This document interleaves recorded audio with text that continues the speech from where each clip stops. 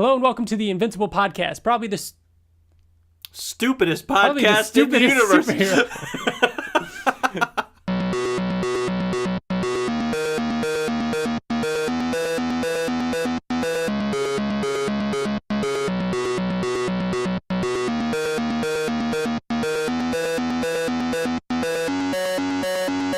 Hello and welcome to the Invincible podcast. Probably the best superhero podcast in the universe. This is a show where friends get to sit around and talk all things Invincible, a comic book by Robert Kirkman, Corey Walker, and Ryan Ottley. On today's episode, we're going to be talking all about Tech Jacket. This is our Tech Jacket Part 2 episode where we're going to be talking about Volume 3 and 4. But before that, we've got some other fun stuff we want to talk about. I'm Ryan. Joining me today is just Bill. Hi, Ryan. Hi. No TJ today. TJ got caught up at work. He did. It's all right. We will be talking with TJ tomorrow for the Oblivion Song podcast. Yep. So we'll maybe catch up with him on that podcast, all about, his thoughts on maybe Spider-Man, Die. Right, because we're going to get a little bit of snippet of his thoughts on Tech Jacket, right? Kind of try, at least. We're going to try and get some of his thoughts on Tech Jacket and add it to the end of this episode or somewhere in this episode. But how have you been doing? Good. Not a lot has been going on. I haven't been busy. Yeah. But there's a lot to look forward to. Mm-hmm. The news of things coming out. Mm-hmm. Like Castlevania Season 2. I heard about that, and I've been meaning to watch Season 1. I know. Fuck, dude. I know. I really want to watch it. It is so and good. I hear that Season 1 got really good right as it ended, so people are pumped for Season 2. It ended on a high note is what I'm saying. Oh, yeah. It was like... Oh, yeah. Yeah. And it's only 4 episodes, and they're a half hour long. What's the new season? Do you know yet? I have no idea. When is it out? October. Oh, yeah, that's right. Halloween. Awesome. Yep. That's exciting. We are the Invincible Podcast. You can find us on Twitter, Facebook, and YouTube. You can leave us iTunes reviews. We always appreciate those. It helps us, get out there and it makes it easier for people to find. We just hit a milestone too, didn't we? With listens? Yeah. I think we crossed over 50,000 total listens, which I don't know if that's a whole lot for other podcasts out there. Try to think about 50,000 the fact that things. It's a big deal for us. It was a fun milestone for us to cross. So it's pretty big deal for us. You can email us. If you want to be a part of the show, you want to write in, you want to give us your thoughts on any of the topics that we have, you can email us at theinvinciblepodcast@gmail.com. Next episode, if you want to write in, we kind of had to cancel our blood and guts gore themed episode because this little thing called the Invincible animated series was announced, and we thought that would be a good idea to talk a little about that. So we ended up bumping the blood and guts and gore themed episode in favor of talking about the animated series, but I think we're going to be doing that. So in 2 weeks, since this is a bi-weekly podcast, we'll be back to talk all about the blood and guts and Invincible, our favorite bloody scenes. I'm not sure, because TJ and I actually recorded that episode without you, Bill. That's ironic. Yeah, and now here we are without him. And we might go back and re-record bits and pieces of that, use it, or just scrap it and start over. But it was a good episode, and we do have some emails from listeners and Twitter comments about the blood and guts and Invincible. So if you haven't sent one in and you want to, email us, write us on Twitter or Facebook. But if you already did, I still have those emails, and we're going to be bringing them up again for that one. So as far as the news goes, the Invincible-related news, there were some Ottley sketches released online for San Diego Comic-Con because he took a bunch of pre-con commissions. We know that TJ had gotten one. We know that there were a ton of Invincible. Oh yeah, and Eve. Oh my God, that one Eve. Yeah, that's where she's going Phoenix. Oh, it looks so cool. But yeah, the robot. There was a really cool looking robot one where his jaw was broken off and his beard was poking through. That one was really cool. Oh man. Yeah, I didn't look too closely at all of them. That one was really neat. I'm sure they'll be posted again, or you can go back and check them out. But I think. Ryan Ottley retweeted out because Felix Comic Art was the one that posted that. But speaking of Ryan Ottley, he had a little comic book come out. This was the first Ryan Ottley comic book in a while. So The Amazing Spider-Man issue 1 came out today. And what'd you think, Bill? I have not read... I don't think I've ever read a Marvel comic book, to be completely honest. Really? Not one. Wow. DC, I used to read a lot. Batman, Justice League. Yeah, you just read a lot of indie stuff. Yeah, because that's the stuff that's interesting. That's like very, straightforward storytelling. Have you read some? I mean, you read Hush. You've read some. You've read like what? Not was it Dark Victory and Long Halloween and like you've read Under the Red Hood and stuff like you've that. Read that. You've read Azrael. I mean, that's when I was reading like Spawn, all of DC. Yes, but what Spawn is? You're right. That's indie. Yeah. So was jumping into a Marvel thing never just your thing? Was it something that you just didn't know where to jump in? Was it something that it didn't? It's just none of the characters really. You were more of a DC guy. Yeah, I guess so. Yeah. And none of them really like intrigued me enough to where I wanted to jump in. And it's all when's a good time? Exactly. You know what I mean? Like when is a good time? Yeah. To ever go. However, I was so scared about that. Yeah. But I mean, this is Spider-Man #1. Yeah, but it's still, and you read it. It's not like nothing came before this. Mm-hmm. All those storylines still happened. This is just a jumping on point. Yeah, and don't be mad. Or I guess the best way to enjoy it is to not ask questions. Be like, okay, I don't know where JJ went. Yeah, you know what I mean? Who's this other guy? Do you know? Robbie? Yeah. Yeah, he worked there with JJ. He was the other guy. I don't know. He was like JJ's assistant for a while. Didn't or something. Know that. He's been in the movies. Did JJ die? I don't know. Isn't he in this at some point? No, he's not. Oh. Yeah, I don't know what happened. I don't know why he's not in charge and why Robbie's in charge now. But yeah. But no, I felt like it did a very, very good job of being like, hey, all these things happened. He was Doc Ock for a while as a clone. Peter had his own business. Him and MJ broke up. And I didn't feel like I was lost at all. I would agree with that. I was reading it and I'd be like, oh, okay. So this is like, it's almost like jumping into like an alternate reality and being like, oh, okay, yeah, this is where this character's at. It makes sense. And it didn't feel like forced exposition. It just felt like like this makes sense. Was it weird? Because the main thing is, I mean, why we bought it was for Ottley. Yeah, that was the biggest reason. You know what I mean? That's the biggest reason. For me anyways, that's the only reason, just to see something else that he did. Was it jarring or shocking or like what? Yeah. Like certain what you're saying is certain things that looked like Invincible. Well, no, I mean it's just, I guess the word I'm trying like I don't know, weird. Just seeing your Invincible characters in a Spider-Man universe. You know what I mean? Because that's kind of what it is. I actually thought that was going to happen because a lot of times before, when all the sneak peeks for this comic came out, everybody was like, oh, JJ. Yeah, because JJ is in this at some point. Somebody said, oh, yeah, JJ looks like he's a Viltrumite. He's got the mustache. And a flashback, he's in it. Oh, yeah, right here. He's on the big cover, too. But anyways, yeah. I don't know. I don't think so. There were a few times where Peter looked like Mark. And there was definitely a few times where MJ looked like Eve. TJ even sent us a picture in a text of a side-by-side. And it's like, damn. Well, but okay. But here's the thing. I did the same thing. I was reading it in bed this morning, and I took that picture right there, the bottom right corner, and I was like, Liz, who is this? And she was like, Eve? And I'm like, no, it's MJ. She's like, what? But then I'm thinking... It's like, okay, so it's a redhead character. Dude, that's a cartoon. I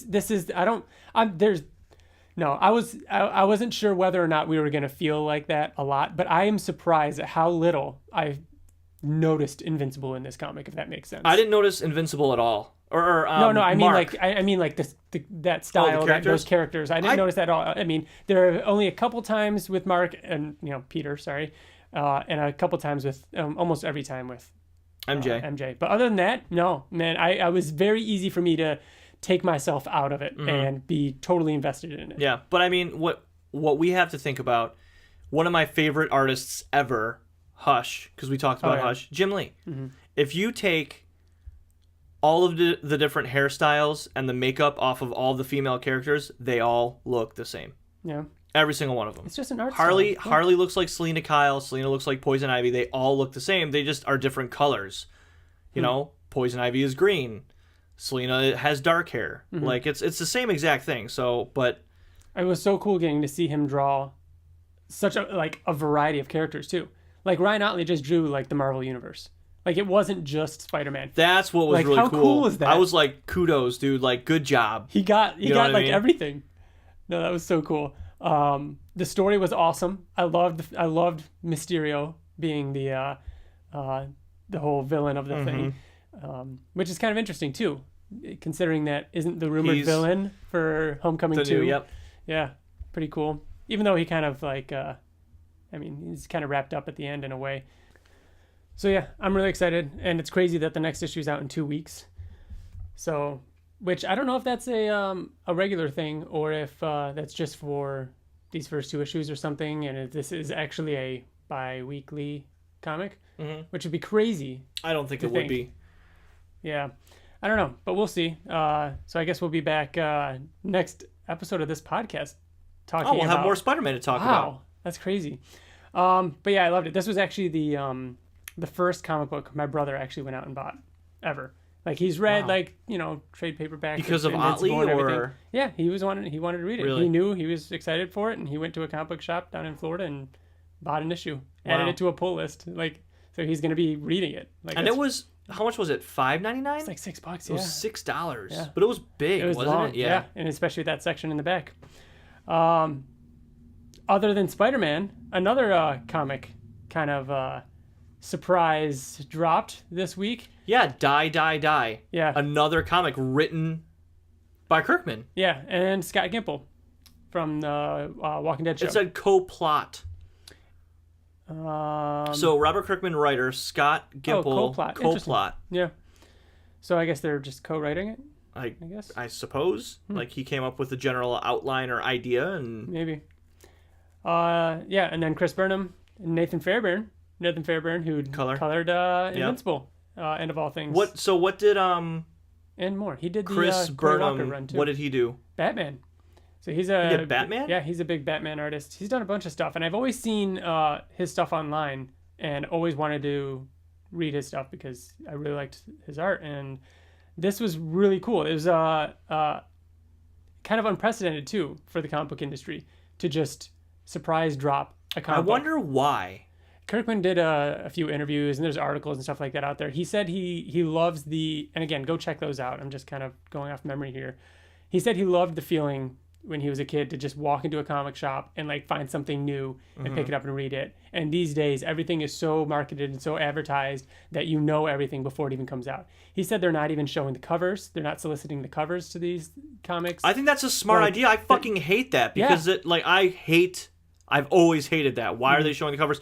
Like, they released for Invincible the next 4 covers, and you're like, what the fuck? I mean, granted, they don't have anything to do with it, but... Yeah, but it's still cool. It's still cool not knowing anything. They also said they're not saying how many issues they have in the can. They're not saying what issue this arc is ending with. Because if you knew this issue, like we right now, we know something big is going to happen at the end of Oblivion Song issue 6. Yeah. And it's like, that's going to be something big. And we're all expecting it. So we're all prepared, and so we're getting our theories going. We're all trying to figure out what the crazy thing's going to be, and then you have to live up to that anticipation, that hype. So they're saying he's like, maybe it's issue 3, maybe it's issue 10. Like, they want us to be surprised, and I think that's really, really cool. Yeah. What did you think of the issue though? I loved it. Was it really cool? I fucking loved it. I loved the action, the choreography, the way that the story is. First of all, this is the freshest Robert Kirkman thing I've read in a long time. Yeah. Like the wittiest, smartest storytelling that I've seen Kirkman do. It does feel very like modern in a way. Like, the way he's telling this story is just really cool. Like, you said it while you were reading. You were like, this is like Edgar Wright. Yeah. Like, that's really cool. It felt exactly like Edgar Wright. Or, like, you know what it kind of... Okay, because you know for a fact that when Edgar Wright was working on Ant-Man, he did that very first... Like, everyone loved...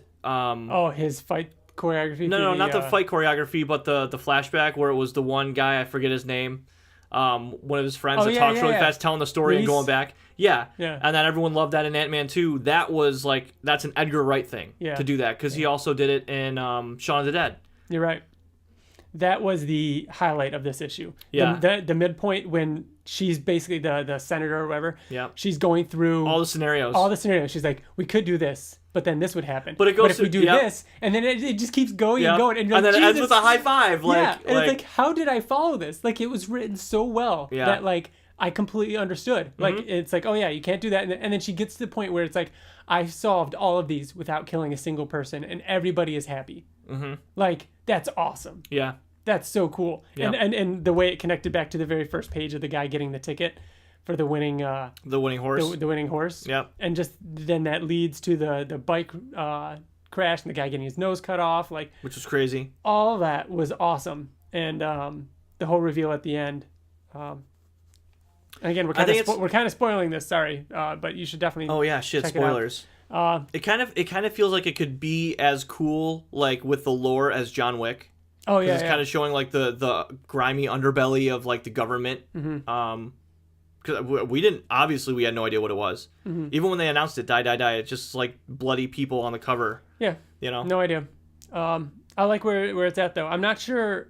Again, this is kind of like Oblivion Song, where it was like, all right, so how far can you take this, and where's it going to go 10 issues from now? Yeah, you know what I mean? Like, what is it going to look like? You could say that about anything. You could especially say it with Invincible. Well, no, I mean Invincible. I mean, I guess after the first couple issues, but it's a superhero comic. You know there can be villains. You know there can be crazy shenanigans happening. This is just, it's a government espionage type spy stuff, which is cool. You can always do more. Well, it's a group of assassins, though. Yeah. So I like the idea of them being in the background, doing things, secretly, like covering up all this stuff.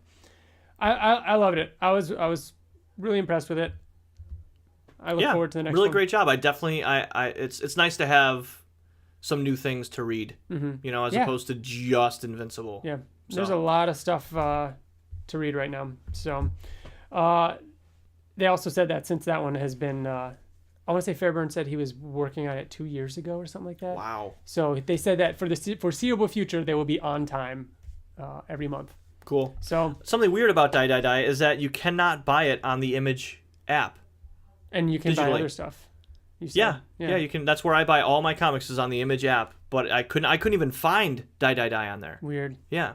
I don't know. Speaking of buying things, yesterday there was an Amazon Prime, an Amazon Lightning deal for the third compendium, which is normally like $60. It was like 30 something bucks. Wow, half off. Crazy. Yeah, it was a really good deal on that. So it went super fast, but hopefully some people got that. It went super fast, like the sale went super fast, or the because stock? it was a Lightning deal. So it was like, I looked shortly after it had went live, and it was already at like 30% sold through. Wow. So, and those only go up for like an hour or something. So I'm not sure whether the stock went first or if the time ran out. But that was really cool. And it just made me think, like, Amazon, Invincible, like, that it makes sense. It does make sense. I was just going to ask, why would they choose Invincible like a compendium? But that's cool that it's the first selling compendium. So quickly. Get it out there. Like, get it out there. Start spreading the word. The first or the third? It was the first one. Oh, the third one's not out yet. Yeah. But the third compendium, it has a hardcover edition, like just like the first and second, and that is going to be released at San Diego Comic-Con this year. Looks cool. It's the ones that are all white, and they have this small rectangle in the middle of him. Those would be a cool collection to have, just like a pristine looking hardcover collection. There's so many editions. you're like Invincible. I won't get the trades. How I am with Skyrim. Yeah, how you got to buy it on everything. Yeah, buy a PS3, buy the PS4 remaster, buy it on. I don't have any of the Switch. Trades though. There's too many. Yeah. What is it, like 25? Way too many. That's a lot. Especially if you have the hardcovers and the compendiums, there's no reason. Mm-hmm. But I get it. If you were reading the single issues, or you lived in an area where you couldn't get the single issues, you want them more than once a year or more, so you get the trades. Yeah. Also at San Diego Comic-Con, the Skybound panels were announced, and I just wanted to go over these with you real quick, Bill, because this is going to be between now and our next episode will be San Diego Comic-Con. So unless we said we're going to be doing gore and blood and guts for our next episode in 2 weeks, unless something gets announced at San Diego Comic-Con that is worth talking about, we'll see. And it would have to be a big thing. It would have to be a big thing. Yeah, because I mean, even if they release, like what I think they're going to do, release a teaser for the animated show. I don't see it happening. I do. Thursday, there's a In Conversation with Robert Kirkman panel. where he's going to be talking about Walking Dead, Oblivion Song, his work across comics, TV, and film, including his newest series, Oblivion Song. That'd be cool. I wonder if we can get some sweet Oblivion Song stuff out of that. And obviously we hope for Invincible things, but I'm sure he'll also be talking about Die, Die, Die a lot. Yeah. Fridays, Fear the Walking Dead. Then there's one on Friday called Skybound Entertainment, What's Next?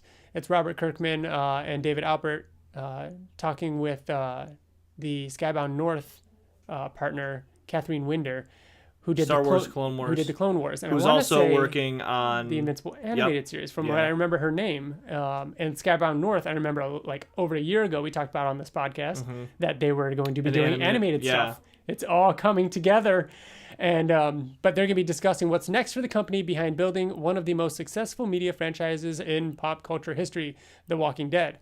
They will also be joined by Skybound Games, Ian Ho, who will discuss what's to come for Skybound's first game studio. So maybe some stuff coming out of that, but that's a pretty cool one. Oops, sorry. And then Saturday, it's going to be Skybound doing a comics and creators chat with people like Daniel Warren Johnson, Donnie Cates, John Makowitz, and then some signings on Thursday, Friday, Saturday, Sunday. So yeah, but we'll see. There's potential for some cool Skybound news to come out of that. And we'll be sure to cover it on Twitter, and we'll go over it again in 2 weeks on the next Invincible podcast. Truth. I had a quick question for you before we jump into Tech Jacket, Bill. Okay. We didn't talk about this last episode when we were talking about the animated series, and this kind of ties into what we were just talking about. We never talked about how we think it'll be released or how you would want it to be released. Do you want it to be released like Netflix, where it's just boom, all at once? No. Or do you want it to be week to week, or what? First, I don't think they would do that because they're hour-long episodes. Yeah. Which is kind of a big deal for an animated show. Like, usually it'd be a half hour. I think we did talk about this a little bit, didn't we? Because we were trying to figure out if Amazon's shows... He said you guys talked about this off air. Okay, maybe we did, yeah. But we were trying to figure out if Amazon's current shows release like Hulu's, where it's like they release the first 3 or 2, and then it's every single week, at whatever time they'll release it. I would like it to be like that. So I don't want it to drop all at once. It's 8 episodes, and it'll be like, hey, here's the first 2. Yeah. And then it'll be weekly after that. Yeah, like here's the first 2. It's kind of like it's supposed to be like an hour long, or in this case, a 2-hour-long movie, and then you have the series afterwards. Yeah, I think both for selfish and non-selfish reasons, I would want it to be weekly as well. Just because, like, obviously we want it for talking about it on the podcast. I think for those 8 weeks, we're going to have to be recording weekly. I mean, you can watch it. That's the thing. Like, you can watch it. It'll be so cool to like build the hype. Like, what if the first episode is crazy and then everybody's talking about it? They can't wait for the next one. Right. And then they can't wait for the next one. Everybody talks about each issue as it's happening.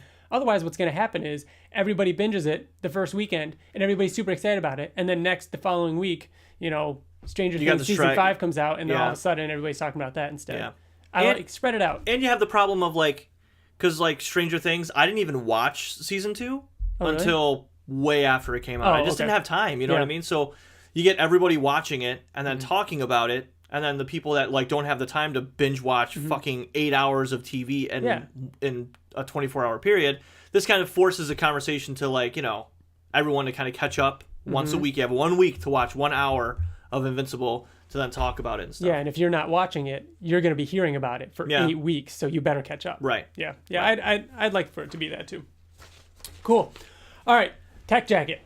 I think we should get a little spoiler-free, just, impressions, just in case somebody's listening that hasn't read it. And then we're going to get into spoilers, obviously. So everyone knows how I feel about Tech Jacket. Yeah, I've talked about it way before. Now that you've read this compared to the first half, so what did you think of the second half? So the first what did half, you think Volume of overall? 1 was the old series that was originally released. It was the introduction to Tech Jacket. Then Volume 2 which was awesome. Which was great. Yep. Volume 2, half of it was a backup series that was printed in Invincible, kind of wrapping up the story of Volume 1, as well as including the Tech Jacket digital series, which was kind of an introduction to this creative team that went on to do Tech Jackets Volume 3 and 4. So those were kind of scattered over across many years, and but still very good, very cool, and controlled, cohesive. Yes. Yeah, loved it. Loved volumes 1 and 2. Loved volumes 3 and 4.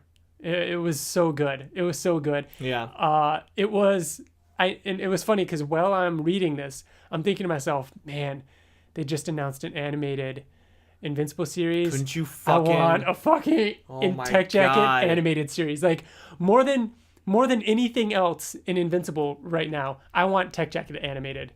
Like, dude, that's how... If before I read this, I would have been like, Wolfman, easy. Remember how TJ's always like, Wolfman? I'm like, what the fuck about Tech Jacket? Dude, like, oh my God. Know. I know. still don't know if I want to get into the conversation of what's better between those two, because they're both great for their own reasons. But if I can only have one spin-off as an animated series right now, God, Tech Jacket would be so cool. It's perfect for that. I think that... And if they can capture the style that, Kari puts into it, that kind of like anime Power Ranger type, like action and everything, God, it would be so cool. Yeah. So Plus, cool. it's just such a cool like concept. It's not on Earth. It's not superhero. It's completely different. Yeah. It's especially when you get to like this volume. You know what I mean? Oh yeah, it gets crazy. This shit right here I'm talking about these last 2 volumes or this arc had the most gut-wrenching thing in it that I hate to read. Every single time I read it, and I've read it 3 times. Yeah. I hate it. Really? I cannot I'm fucking excited stand to it. hear. You know what it is. You have to know what it is. I think I know what it is. Because it had to have hit you as hard as it hit. It probably did. Because it's so not what's supposed to happen in like love stories. Yeah. Oh yeah. Yeah. So it's it was one of 2 things, and yeah, you're right. There's that. Yeah. The other thing is crazy, but I loved it. I strongly recommend it to anybody. You don't really need volumes 1 and 2 first, but just read it. I mean, it's important. It makes it better. I disagree. Well, you got to think these were put on the shelf like years after the first ones came out as an issue 1. People were definitely jumping onto this series before reading volumes 1 and 2. I'm going to talk just a little bit about spoilers. So let's over. Let's get into spoilers. Everybody go and read it. It's definitely worth reading. Right. And you have to read 1 and 2 and 3. Like, don't rob yourself of that. It's really good. Obviously, read 1 and 2. Listen to our podcast where we talk about 1 and 2, and then read these because they were awesome. I was super impressed with it, and I already missed it. I found myself thinking about it when I wasn't reading it, and I found myself wanting to keep reading. I never got to a point where I'm like, how much longer is left in this? It was the opposite. I was like, shit, there's only 1 more issue in this volume. That's when you said you couldn't decide which you don't want to get in the argument of Wolfman or Tech Jacket. It's Tech Jacket all day long. I hate to say that because that should say how much I Tech Jacket, like how awesome Tech Jacket is. Because you love Wolfman. Like when we did the Wolfman podcast, like I was like, okay, I got to read Wolfman again. Yeah. Like I have to. Yeah. This was, okay, we're going to do volume 1 and 2. And I said, fuck it. And I just read all of it again. Yeah. Like you can't stop. Yeah. You can't stop reading it. It's so entertaining. Mm-hmm. Loved it. All right. We're going into spoilers right now. Bill, what were you about to say? So I was going to say, you said you don't really have to read volume 1 and 2 to enjoy 3 and 4. Like it's a starting on point. Mm-hmm. I disagree because the end of volume 2 ends with Zach and why can't I even remember his Galdarian? Oh, Lynn, yeah. Mm-hmm. Finding out they can't have sex. Well, not only that, but there's Null. I mean, there's huge stuff. Null. That you need to read. Do you remember when I was like, did you like Null? Oh, because he's coming back, dude. You didn't say that. But I hinted to it because I didn't want to ruin it. Well, because at the end of the last Tech Jacket podcast, we were saying, all right, so what do we want to see in 3 and 4? And you obviously couldn't say anything, but TJ and I were like, more relationship stuff, and it'd be cool to see Null, even though he's on the sun. He's on the sun. How are we going to see it? Yeah. Dude. So we do this thing on this podcast where we kind of cover things in chronological order. Might not necessarily be release order, but since we're following Tech Jacket's story, we in Tech Jacket Part 1, we talked all about not only volumes 1 and 2, but the early appearances of Tech Jacket in the pages of Invincible. So I want to talk a little bit about what happened after Volume 2 and before Volume 3. Because Volume 2 ended with the Invincible War, and Zach actually fought some Invincible clones, two of them, and then fought Null, and it kind of ended with him like, all right, off to save another day, kind of. I mean, it just was kind of like they rebuilt the base because it was destroyed after Null. Yep, and that was just where it ended. Yeah, but that's not where Zach's story ended in Invincible, because that issue was kind of the lead up to. I mean, even though those Tech Jacket digitals came out long after issue 60 in the Invincible War, chronologically, what happened after that was he went on to help in the Viltrumite War. So issues 71 to 78. He is in every single one of those issues. Yep. And he was a big part of the Invincible War. And who is he really good friends with? The Viltrumite War. Alan? Yeah. So he's like best friends with Alan. I've got some quick notes of things that happened to him, and these were just fun and they're quick. So issue 71, it's when Alan and Nolan show up to Tech Jacket's house and recruit him on behalf of the Geldarians, because they say, go find this guy, he'll be able to help you. They show up at the space station, and there was a scene where Tech Jacket. Is his dad there? Yeah, his dad's there, and he's like freaking out. He's like, "There's something on the ship," and he's like, "Did you look outside?" And it was just Alan, like, "Hey, this was the first time they had ever met." There was a point in which, I mean, because think about it, in all the stuff we've read, Tech Jacket has never come across any Invincible characters, really, other than the Invincible from the alternate. Yep. Yeah. Or not clones, but alternates. Yeah. There was a point in which Nolan went in the house to talk to Debbie, and Alan and Tech Jacket are standing outside, and they just have a fun little banter back and forth, and they go into space, and Conquest attacks. In issue 72, Tech Jacket is struggling to fight because nobody's taught him anything. He's like, so do these guys have like a weak spot or something? Because nothing I'm doing is working. Hello, can I get some help? And meanwhile, he's kind of like the comic relief. Meanwhile, we're like, holy shit, it's Conquest and Mark fighting again, and it's this big, intense battle. So we don't really think about what's happening to Tech Jacket. Yeah. But now that we're focusing on him, he's completely out of his element. Yeah. At one point, he gets his face smashed in, like the mask is destroyed, and it's rebuilding, and he can't see anything because the suit's constantly rebuilding. But then again, he's just kind of a background character. In issue 73, Tech Jacket and Alan hide on the Viltrumite ship, kind of like the Millennium Falcon in Star Wars, where they kind of like hide underneath it. And he even says, I saw this in a movie once. And this is when we keep getting flashes to them and Mark healing on that planet. And he's slowly growing a beard. That's my favorite part. Dude. I was gonna say, if you didn't say, I'm like, isn't there something with Tech Zach Jacket? and He's his like, beard? hey, look at this. He's like, yeah, look at. Because they're pressed up against the Viltrumite ship, with his suit. So he's not in the suit. It's the longest he's ever been out of the suit. Yeah. So he's actually starting to grow some facial hair, and because normally it cleans him and everything like that. Well, I think it's more of him being a teenager and him being able to grow a beard. Well, he said normally it shaves me and everything like that, like it keeps him clean. So he never really had it. And he was excited because he is young. He was excited to finally get a beard, starting. Space Racer shows up to save them. And then there's a bunch with Thaddeus sending them to planets to fight, searching for things to fight back against the Viltrumites. There's a funny scene with him, like with Thaddeus, like, I need you to do this and this and this and this and this. And Tech Jacket's like, so I'm growing a beard. Like, he's just like, he's so out of his element. Like and there's we see them trying to catch the Ragnars. And over time, it keeps flashing to Mark healing and Zach's beard getting bigger and bigger. Issue 74, Alan walks in on Tech Jacket having sex with a blue alien. Yes. And Alan says, wait a minute. I thought you were with that Geldarian princess girl. And Zach says, we didn't have compatible parts, so we decided that we could see other people. And I don't remember that really. Like that I kind of blocked that out because I didn't, when we read Tech Jacket Volume 2, I didn't know that was going to happen. When that was Tech Jacket Digital, I think. That happened in digital. Yeah.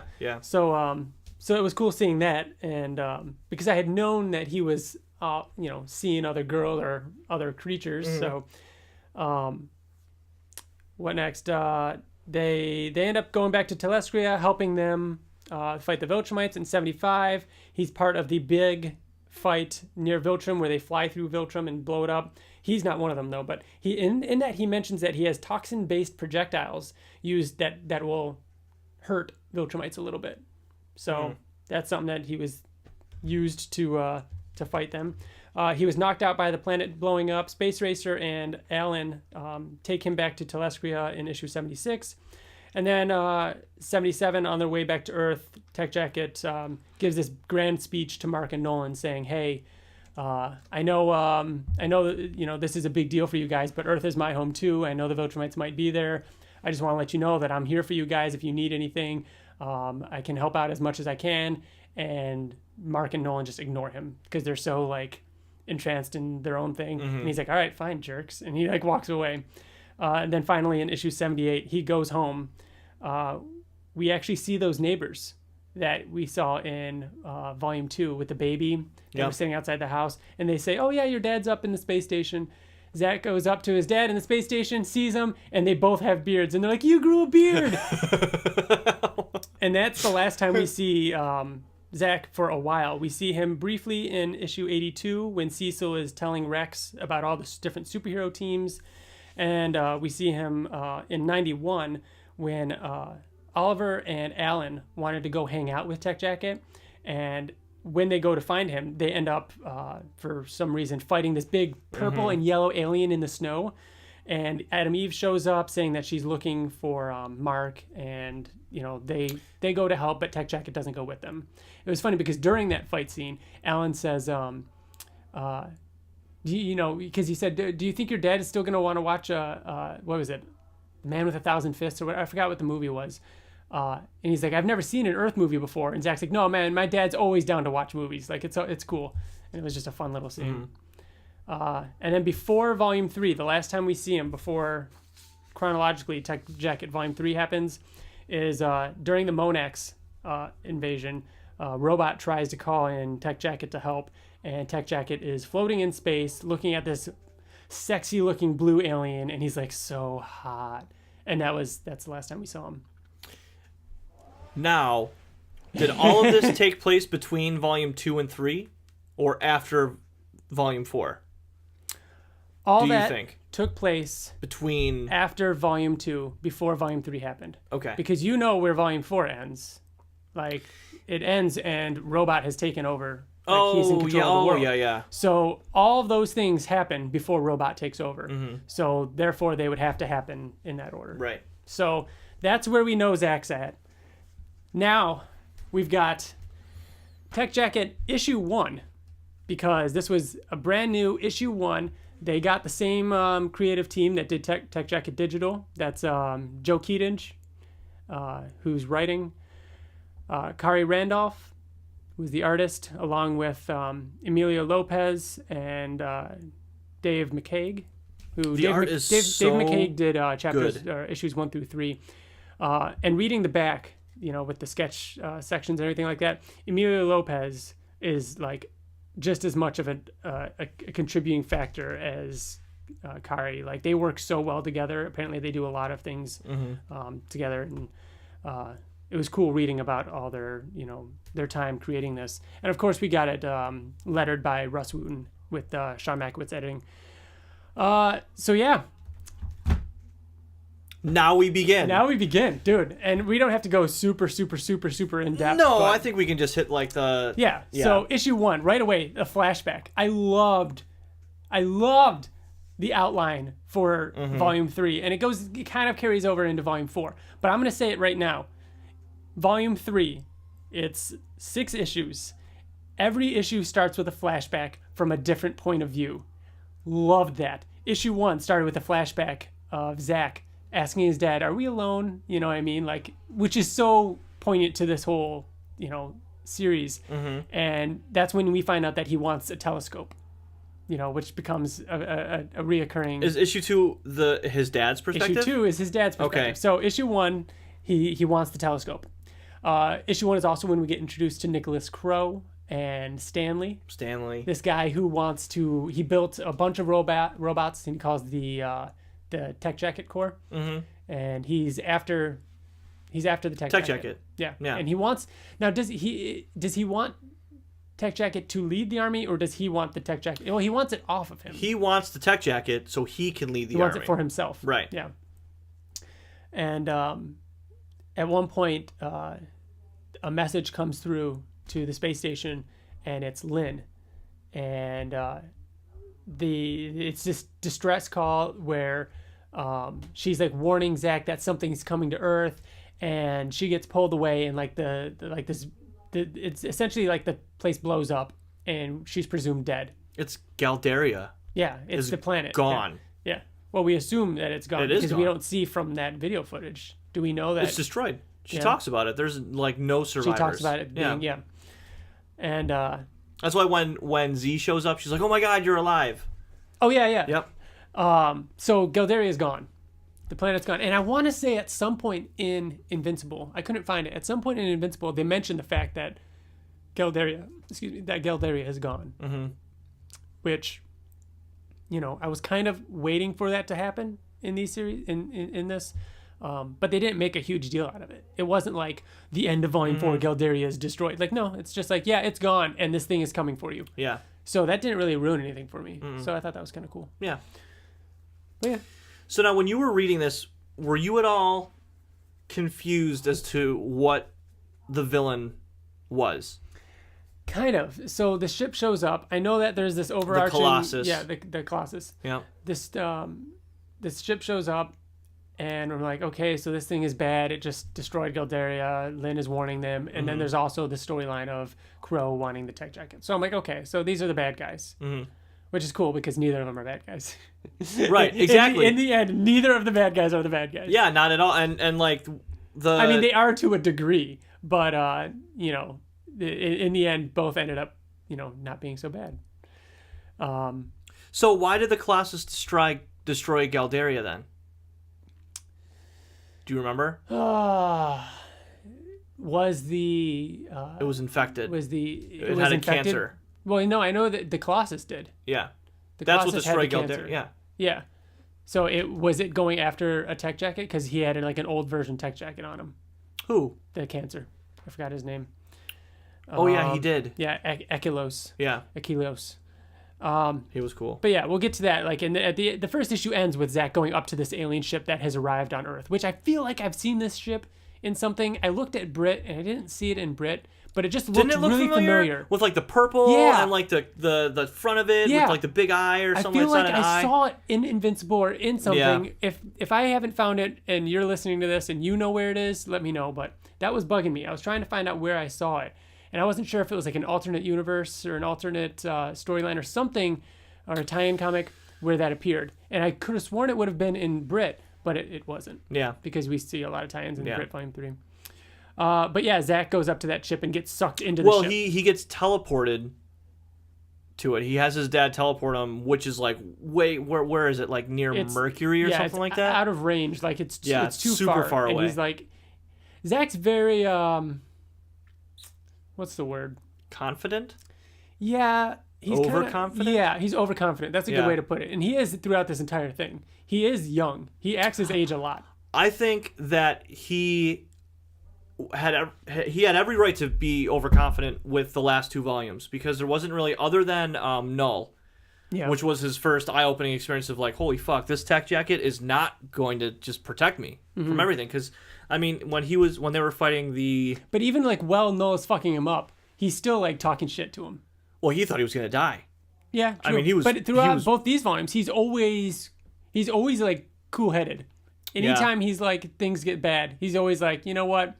Fuck it, I lived a good life. Yeah, I grew a beard. Yeah, but that's kind of, I mean, he's like a 18-year-old. He thinks he's invincible. You know what I mean? No pun intended. He's not scared. You know. So issue 1 ends with him getting sucked into the ship, which is alive. Like it like kind of absorbs into the hull, and then it ends with him being squeezed through like what looks like an esophagus, saying it's alive, and that's how issue 1 ends. Issue 2 starts so funny. Let me see here. Are we moving on? Was there anything else in issue 1? No, we're good. Let's do issue 2. Where, let me see here. So it starts with the flashback of his dad. Yes, which now this is his dad's flashback, which is his dad giving Zach a birthday present, and it's a spaceship, but Zach's a little disappointed because he wanted a telescope, but they can't afford a telescope. And so it just kind of cuts to his dad worrying about him because he's always wanted the best for him. His dad loves him so much. I mean, that's very, clear in the series. Mm-hmm.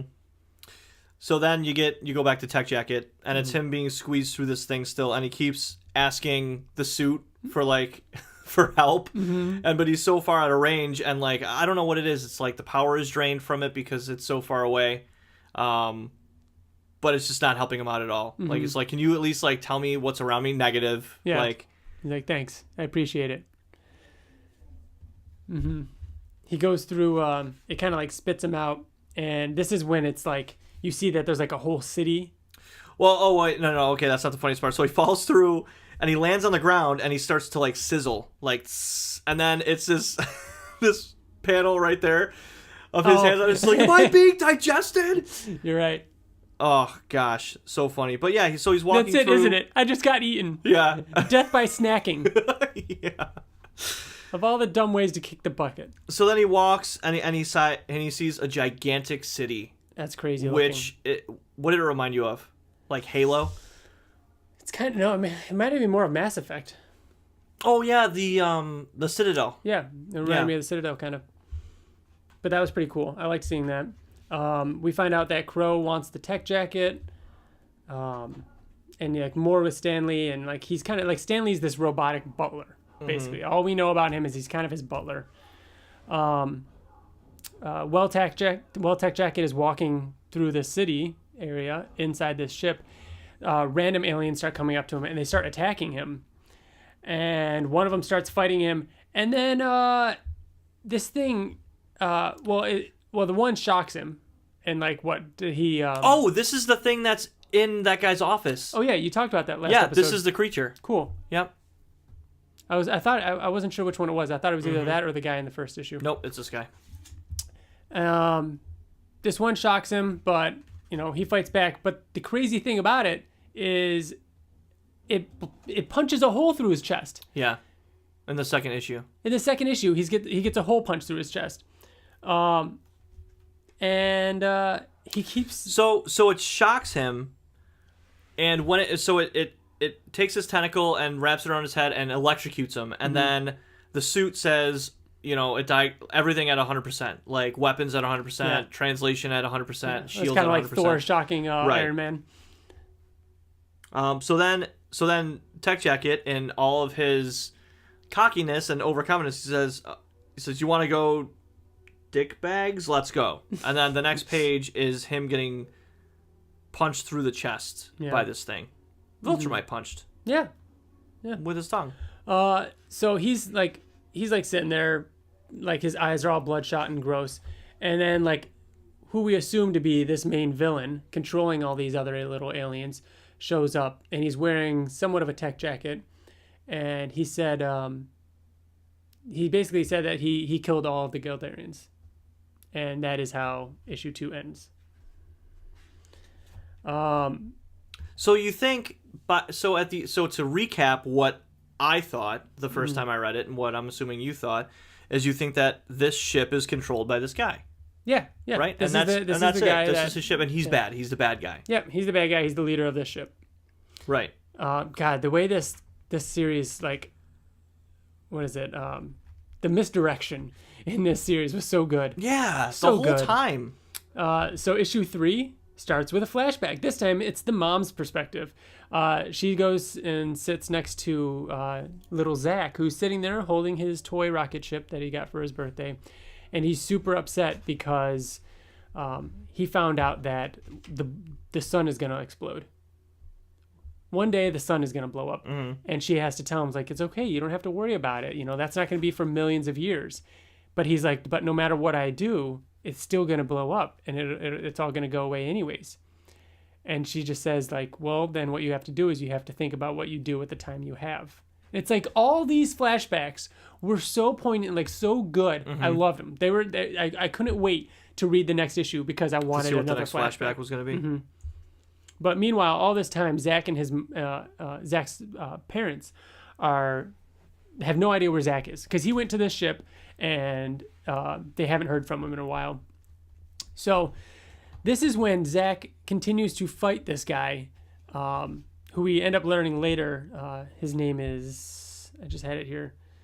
Acrylis? Yeah. Anyways, I'll find it as we go. But yeah, so it's him fighting him again, being super. How is Zach still moving around with a hole all the way through him? Yeah. So I think it was it Mitch that wrote to us on Twitter? I'm gonna look, but he wrote to us and said that he. Hold on, I'll find it. I got it right here.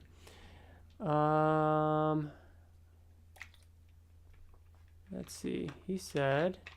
Remember, you can write to us on Twitter. You can write to us, or you can email us at theinvinciblepodcast@gmail.com. But Mitch Crescent said to us on Twitter, he said he just finished Tech Jacket Volume 3 and 4, and he really loved them. They had a real Invincible feel to me. I must have missed some point in the healing properties of the Tech Jacket, because every brutal injury he got, I always thought it was over, lol. This is just the first of 2 huge injuries that Tech Jacket receives, one in this volume and one in the next. Well, he got fucked up by Null last time. Yeah, in that one too. Yeah. And yeah, I think the Tech Jacket does kind of heal him, right? I mean, it does. It has a life support system, so Yeah. you would assume that it does whatever it can to protect the host. One thing is, I have to agree though, while I'm watching this fight, I'm like, man, like, how is he still fighting? Yeah. Like, that was pretty brutal. I thought when I first read it, for some reason, I thought that the thing that actually killed him somehow did it in a way, or put the thing through his chest, was still kind of keeping him alive, because he was still kind of wrapped up in those tentacles, like in the last one. I assumed the suit was just kind of keeping him together, and I will say during this fight, there are several panels where the hole is gone. So I'm not going to say right that. There. Oh, it is right there. Yeah. I could have sworn there was panels where I didn't see the hole though, and right here. So I. Oh yeah. So I kind of tell myself that that's not an art thing. I think that maybe the Tech Jacket just covered it up. Yeah, because then it comes back. No, it doesn't come back. Yeah, it does. Oh, you're right. Yeah. Oh no. But again, that's one of those things that I don't know. I tell myself that it's not an art thing. That maybe it was just maybe the Tech Jacket closed up over the wound to help, keep him alive. And then open back up again. To let it air out, because you don't want to put a Band-Aid on a scab. Like, you want to let it dry out. So yeah, I think he fought a little too long. I'm okay with, because after this he gets taken by the ship, and I think that's what heals him, or at least one of the things that heals him between that and his suit. But yeah, I think that was a little much. Like, it felt a little jarring to me. I like the gore. I like the fact that it's brutal and it was shocking. But I was like, okay, so he's still fighting. I don't know. But regardless, Zach is playing with this guy. Mm-hmm. And he discovers that he is actually a cancer that he's infecting this entire ship and using all of the creatures on this ship to his will. There's a point that flashes back to Earth. We actually get President Obama, who is set to have a meeting with Nicholas Crow, but instead Stanley shows up for the meeting. Like he often does. Mm-hmm. Stanley is the front of the business a lot of the times, and the brains, and we find out a little bit more about him. So, but then what's his name? Achilleos. Achilleos? Yep. So he's going around absorbing like other creatures and utilizing them for his power. Yeah. And I like that when Tech Jacket kills him, he pulls him out and he's just like this raisin. Like he's just this like stupid little thing, and it's just like he just punts him away. And it turned out that this was just some cancer, and the ship and like I like how Zach's like, "You're welcome, by the way, whatever the hell you are." Like Zach deduces that this thing was, harming the ship. And so in response, a tendril from the ship comes down and sucks Zach up. It looks very Matrix, has that kind of style to it. And it like starts fusing with the suit and shocking Tech Jacket. And we don't know what the hell's going on. Well, everything's at 1,000%. Like, everything's at 1,000%. And then reformatting drive It's saying, and then installing new operating system. And Tech Jacket's like, what are you talking about? What are you talking about? And then it says, suit reboot in 3, 2, 1, because it was updating, and then he gets, like, it looks like it's infecting the suit. Yeah. Like, you can see new tendrils coming around and stuff like that. Mm-hmm. And the suit looks almost like it's breaking apart, too. Mm-hmm. Like, it's pretty cool. And then the issue ends with Nicholas Crow showing up to the space station to talk to Zach's parents. About what? We don't know yet. Yes, you do. Does he say right there? Yeah. He says, I'm here to save your son. I mean, oh, yeah, he says, I'm here to save your son. Yeah, we don't know how yet. He has a proposition. He does. For them. So issue 4, the flashback that kicks off issue 4 is a flashback from the Colossal's point of view. And it's all about the origin of the Colossal, what he is, and we get introduced to his text, essentially, his font. Because anytime we see this cool-looking font, it's his voice, it's him talking. How awesome was it seeing, like, ancient Tech Jackets? Like these suit of armor ones. Yep. They look like medieval knights. Oh, I love that. Those are some of my favorite Tech Jacket designs. So what is the Colossus then? He's telling you the entire history. So, yeah, tell me if I'm right. When the universe was created, man evolved to the point where it was destructive, and it was becoming too destructive and too powerful. So they built a weapon to keep humanity, or to keep life in the universe in check. No, because there was a virus that was wiping them out because they were so there's this thing that is it's not a virus, it's the universe's immune system. That's right. Yes. And because it will come out and wipe out anything that will create an issue in the entire universe. So and you see these things a little bit later, but the Colossus it's like dealing with overpopulation in a way, right? By the wiping Colossus, them out. They're kind of like the Reapers. Oh yeah, yeah, and exactly. Mass Effect. Whoa, yeah, there you go. Well, there you go. The Colossus were created by the Galdarians as a weapon or a defense against the universe's immune system. But doesn't it never work? Like they've done it several times, and it always ends up destroying the civilization. Yeah, like Mass Effect, very much so. So yeah, we get his point of view, and it's him telling Zach all of this, and the Colossus says that the Achilleos was merely a foot soldier, that he was just one of many, that more are coming, and it's just this army basically coming, and that he's transforming Tech Jack into something, and he kind of Zach. It looks like he's actually like doing more to Zach too. Oh yeah, his tendrils are going up his nose, and oh yeah. He says, Zach says, like, what is this? What are you doing to me? And it's saying you are experiencing evolution. Yeah. So it's forcing him to evolve. But you can see, like, the suit is saying electrical infinity, communications infinity, defenses infinity. Yeah. Like, his Tech Jacket is upgrading to the point of just... Yeah. Oh, my gosh. It looks like Zach is going through just so much. Like, you're so tired at the end of these issues because you're like, how much more can this kid endure? Yeah. And it's crazy because of all that, we talked about how his cockiness and his kind of like his carelessness, that's almost necessary to something like for what's happening. It's all so bad that you almost need that, like, that you get what I'm saying? Like, he needs to be lighthearted. Yeah. Because so much shit happens to this guy. Yeah. So tell me about Crow's offer.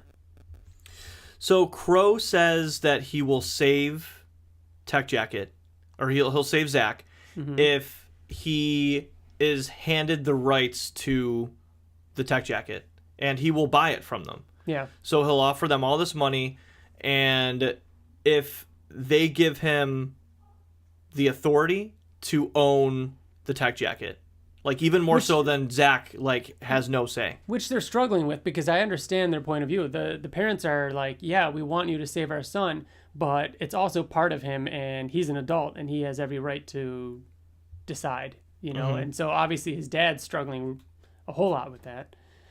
And he even says that he can remove the Tech Jacket, right? Like, he's telling him, like, hey, don't you want your son to be a normal kid again? And so... after that, we got that whole outer body experience with Zach looking at the tech jacket and everything, and it's just more of this Colossus like getting in Zach's head, basically saying like he's basically taking over, like he's in the driver's seat now. Mm-hmm. You know, he is the captain now.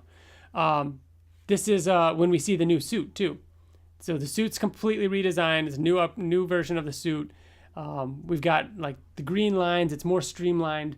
In the back, Kari described it as more of a like a crotch rocket. You know what I mean? Like a little bit more sporty. You know, smoother, streamlined, smoother. It's less old. Yeah, like looking. He did RoboCop. He did say that it was 10 times easier to draw because there's far less tubes and lines and everything like that. So it is more streamlined. Now, do you like that when they streamline something to make it look so technologically advanced, but it's just simpler to draw? Or do you like looking at this tech jacket, or do you like looking at the other tech jacket more? Because I personally like looking at Volume 2 tech jacket the most. Volume 2 1? Yeah. I don't know. I like them. I don't know. I like them both. Really? I mean, they're both cool. Yeah. Yeah, I like the chest on the old suit, but I like the helmet and the arms and legs on the new suit more. The chest where it has that empty space, where it's the black, like it almost looks like a black jumpsuit with the green lines and everything. I don't like that as much, but I understand that was the more difficult area to draw. Right. And it looked kind of clunky before too, but I don't know. I mean, it's a robotic suit that is always like moving and evolving. The point is now that it's not. Yeah. It is, but it's more it's so advanced. Right. Mm-hmm. So what do the parents decide to do with Crow?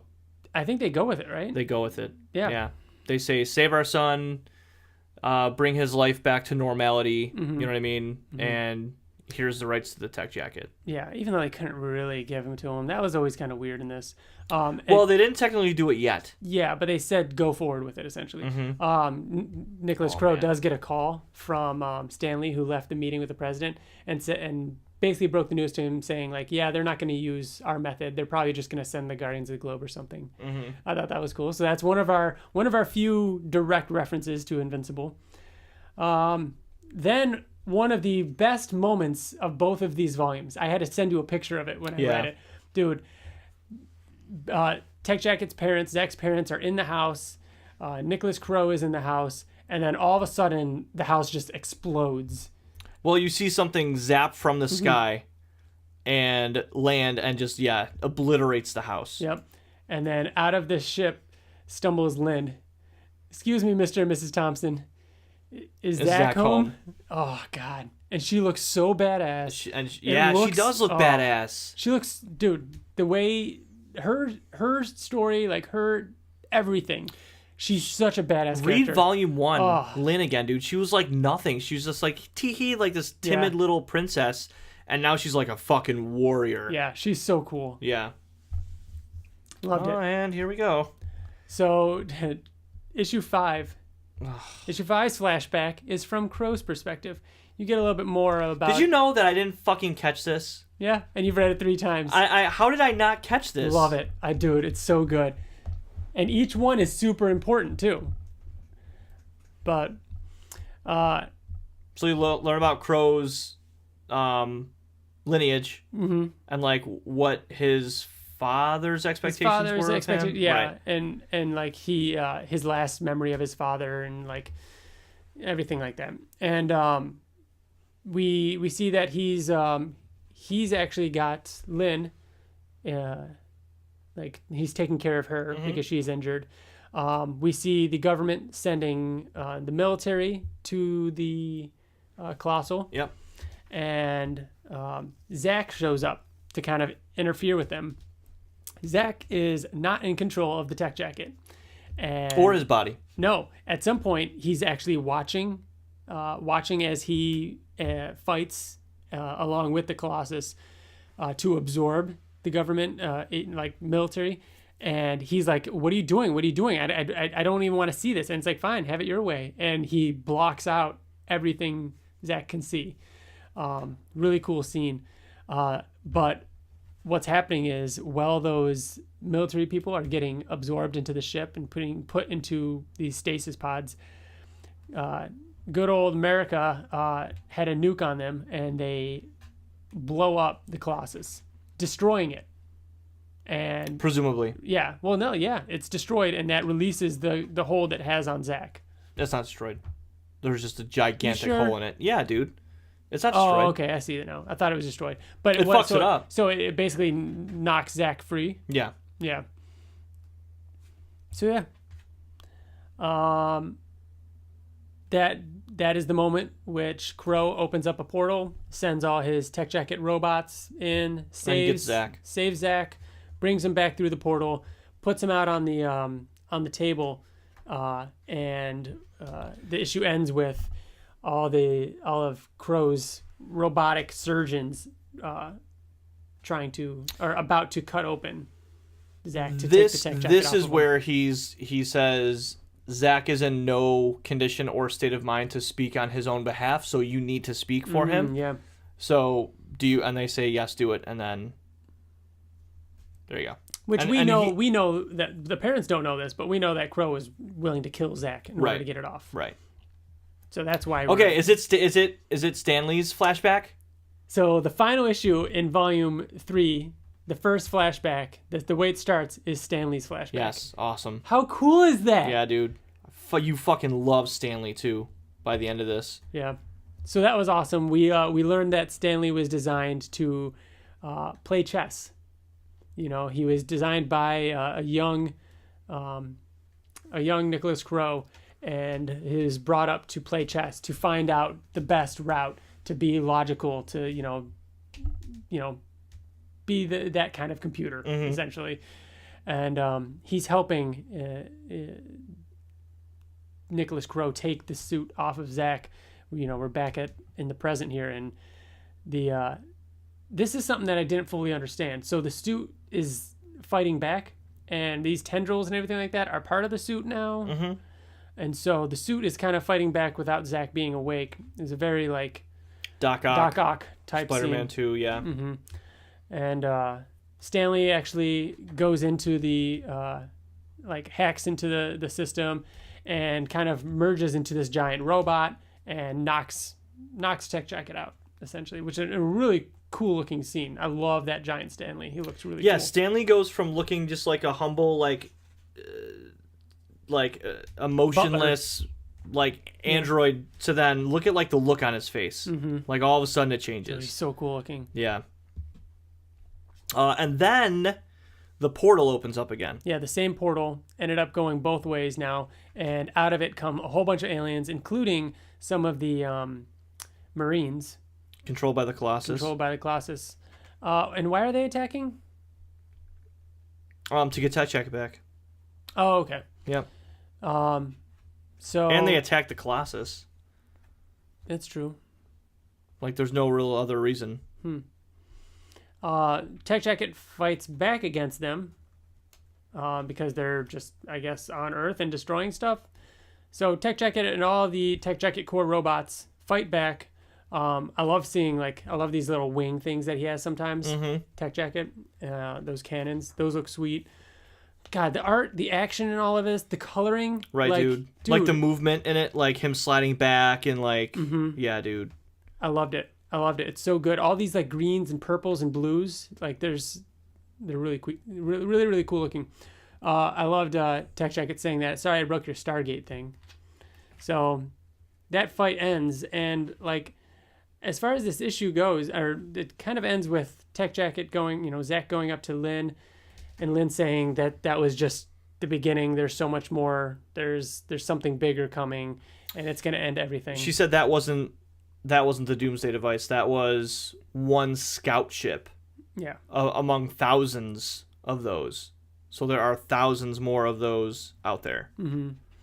And then the last 2 pages, it's Crow talking. Oh, saying, this was the best, dude. This was a really cool a really cool speech. No, it was actually Stanley. So Stanley goes through and he explains all that he's done for Crow and explaining all the individual pieces of the chessboard and who they are. Because that's how he was. Like, this is what he was designed to do. So then... And he's like, because Crow's like, oh, are these the weaknesses? Is this how we get to Tech Jacket? And Stanley's like, no, they're just pawns in our game. You know? He's saying that, the pawns are the parents. Tech Jacket is the knight. And Crow's like, what does that make you? My bishop? Yeah, no, but then Stanley makes him say it. He's like, so what does that make me? And then Crow says, you're the king. Yeah, he attacks him. He's in command. Like, very robot-esque. You know what I mean? Yeah. How, like, he's not really playing the part of, the mastermind behind all of the operations, but the entire time he was. Yeah, yeah. And at this point, I didn't know. I was like, okay, so is Stanley the villain? Like, I was like, so is Stanley trying to get to the Tech Jacket? Like, I still really didn't understand why Stanley was doing this to begin with, right? And I mean, they leave it ambiguous intentionally. So that brings us to Tech Jacket Volume 4, All Falls Down. Started so weird. Yeah, man. Really weird start. So issue 7 was a look into... So all of these issues have a crazy start. This one starts 30,000 years later. It was like, what? And it's these, like... Horse... Blue... Energy... Liquid... Electric... Horse monster seahorses in the future. But they say it starts with, who the fuck is Tech Jacket? Yeah. And it says, language not yet invented, Sean. 30,000 years later. So this is in the future. 4.7 light years from Earth. Yeah. They know that their civilization is about to be destroyed, and they're blaming Tech Jacket, and they don't understand what's going on. Well, Tech Jacket sent out a message, and he says the galaxy. He's putting out a warning. Oh yeah. This is the speech he gives. Yeah. Later in this volume, right? Yep. I forgot about that. So this actually goes through, and and then they're under attack, and we don't see that until the end of this volume. Which you try to get the timing of it right. Oh, especially because this is 30,000 years into the future, but 4 point whatever light years from Earth. Because this volume ends exactly where this flashback or start. Like the issue doesn't end with this. Yeah, it shows this again. Yeah. It kind of. But like moments after this, right here. Yeah. So how do they get there 30,000 years? They don't. Tech Jacket sent out a signal, and then for the rest of so for millions of years, that signal carried out through the galaxy, warning people of this invasion. Right. So then how did Tech Jacket get there? He didn't. He does. He saves them. Stanley does. Yeah, oh, fuck me. Yeah. I'm an idiot. It's okay. All right. But yeah, so we don't see that until later. Now we've got Zach and Lynn getting out of the hospital and going home. We do see he's Zach reading Science Dog. Reading Science Dog. Yep. I thought that was cool. Man, Science Dog has made it into a bunch of comics too. It is a popular comic in this universe. We have to read Science Dog still. There's a trade paperback of Science Dog. We're gonna have to do an episode where we read Science Dog. Oh yeah. So they go back home. They're rebuilding the house. Lynn and Zach are holding hands. You're right. Okay, are talking about how much they love each other and everything's grand. Oh yeah. But Lynn's acting a little strange, is she not? Yeah. Like when they're in this limo together? Sitting kind of far. She's looking out the window. It's a little awkward. Yeah. So they arrive at the new house that's being rebuilt because of Crow has sent robots to help rebuild it, and the dad kind of casually mentions that they sold the Tech Jacket. Yeah. Zach is not happy. He flips out on them. Doesn't he? He gets pretty scary looking. Like the suit, absorbs onto him again because of these upgrades, I guess. So the suit is like kind of part tendril now. It absorbs onto him, and he marches off and goes up to the space station. Yeah. So now you get and then an introduction to these other Geldarians. Lynn said she sent out a signal and that she invited some friends, and she hopes Zach's not going to be too upset about it. So go ahead. So these Geldarians who look badass and they're warriors, so cool looking. Say that they got this communication from Lynn. They only have enough power in their ship, which is sparking and breaking apart, for one more jump. And then Lynn said, or Z, is that how you pronounce her name? Z, yeah. Z, okay. X-I. Yeah, oh, thank God. I was like, how are you going to pronounce this? I was like, Bill's either going to say Z or he's going to say 9. Not 9? Because it's X-I. Yeah. Roman numeral 9. Yeah, I guess so. So Z says there's no home to go back to, inferring that Galderia is gone. So they create this gateway, they go through it, and the ship is just blowing up. So then they get into their tech jackets and show up right in front of the space station as their ship is blowing up. Yep. And Zach's there because he's seeing this happen. He was on the space station and goes out there, and they're the ship's falling to Earth. Yeah, they're flying down straight to Lynn, and Zach's trailing behind like, hey, so I'm kind of the unofficial ambassador of Earth, first line of defense against extraterrestrial invasion. Friend to Geldarians, hello. And they're just ignoring him, going straight for Lynn. And they even say that his tech jacket model is dated, and that they'll just wipe him out if he tries to attack them. Right. Their suits look so cool. Yeah. Z's especially. Z's has that, like, those wings those almost. Wings. I can't read this, dude. Okay, so they walk into the house. Zach is walking behind them. They walk in. Z takes her helmet off, says, "Princess." Z runs right up to her and hugs her, saying, "Z." Tech Jacket looks, turns. And the final page is the two of them in a very romantic embrace, kissing. Like a romantic embrace. Like, oh yeah. Okay. And Tech Jacket's like, who the fuck is Z? Now, question for you, Ryan. Did you feel cheated on when you read this? No? It was shocking, but this is what they said they'd do. No, Ryan. And I knew at this point that Tech Jacket had been with other people. So I was like, sexually, no emotion at all. No emotion. This is a romantic relationship that she's in. She was excited to see her. If it were just a sexual thing, whatever. She wouldn't even like, they wouldn't even have this relationship. She's in another romantic relationship with someone that's not about sex. That was not the fucking deal. Zach even says something about that, but then his mom was like, "You made the deal. Yeah. What did you expect would happen?" I know. But she's wrong. No, dude. No. They make it work. That's how it goes. Like, nothing changes. She loves them both. Fuck that. I fucking hate this, dude. I mean, it was supposed to elicit this kind of emotion, and oh God, I fucking hate it. So that's how issue 7 ends. Issue 8 begins with a look at the past. Again, 10. This one. So the first time was a look into the future, far future. This is a look into the far past. This is when Galderia is born, and this is Z telling the story. She's just telling the story of the creation of the tech jackets and the annihilation of Galderia over and over again with this invasion. And what are we calling it? This species? Do we have a name for it?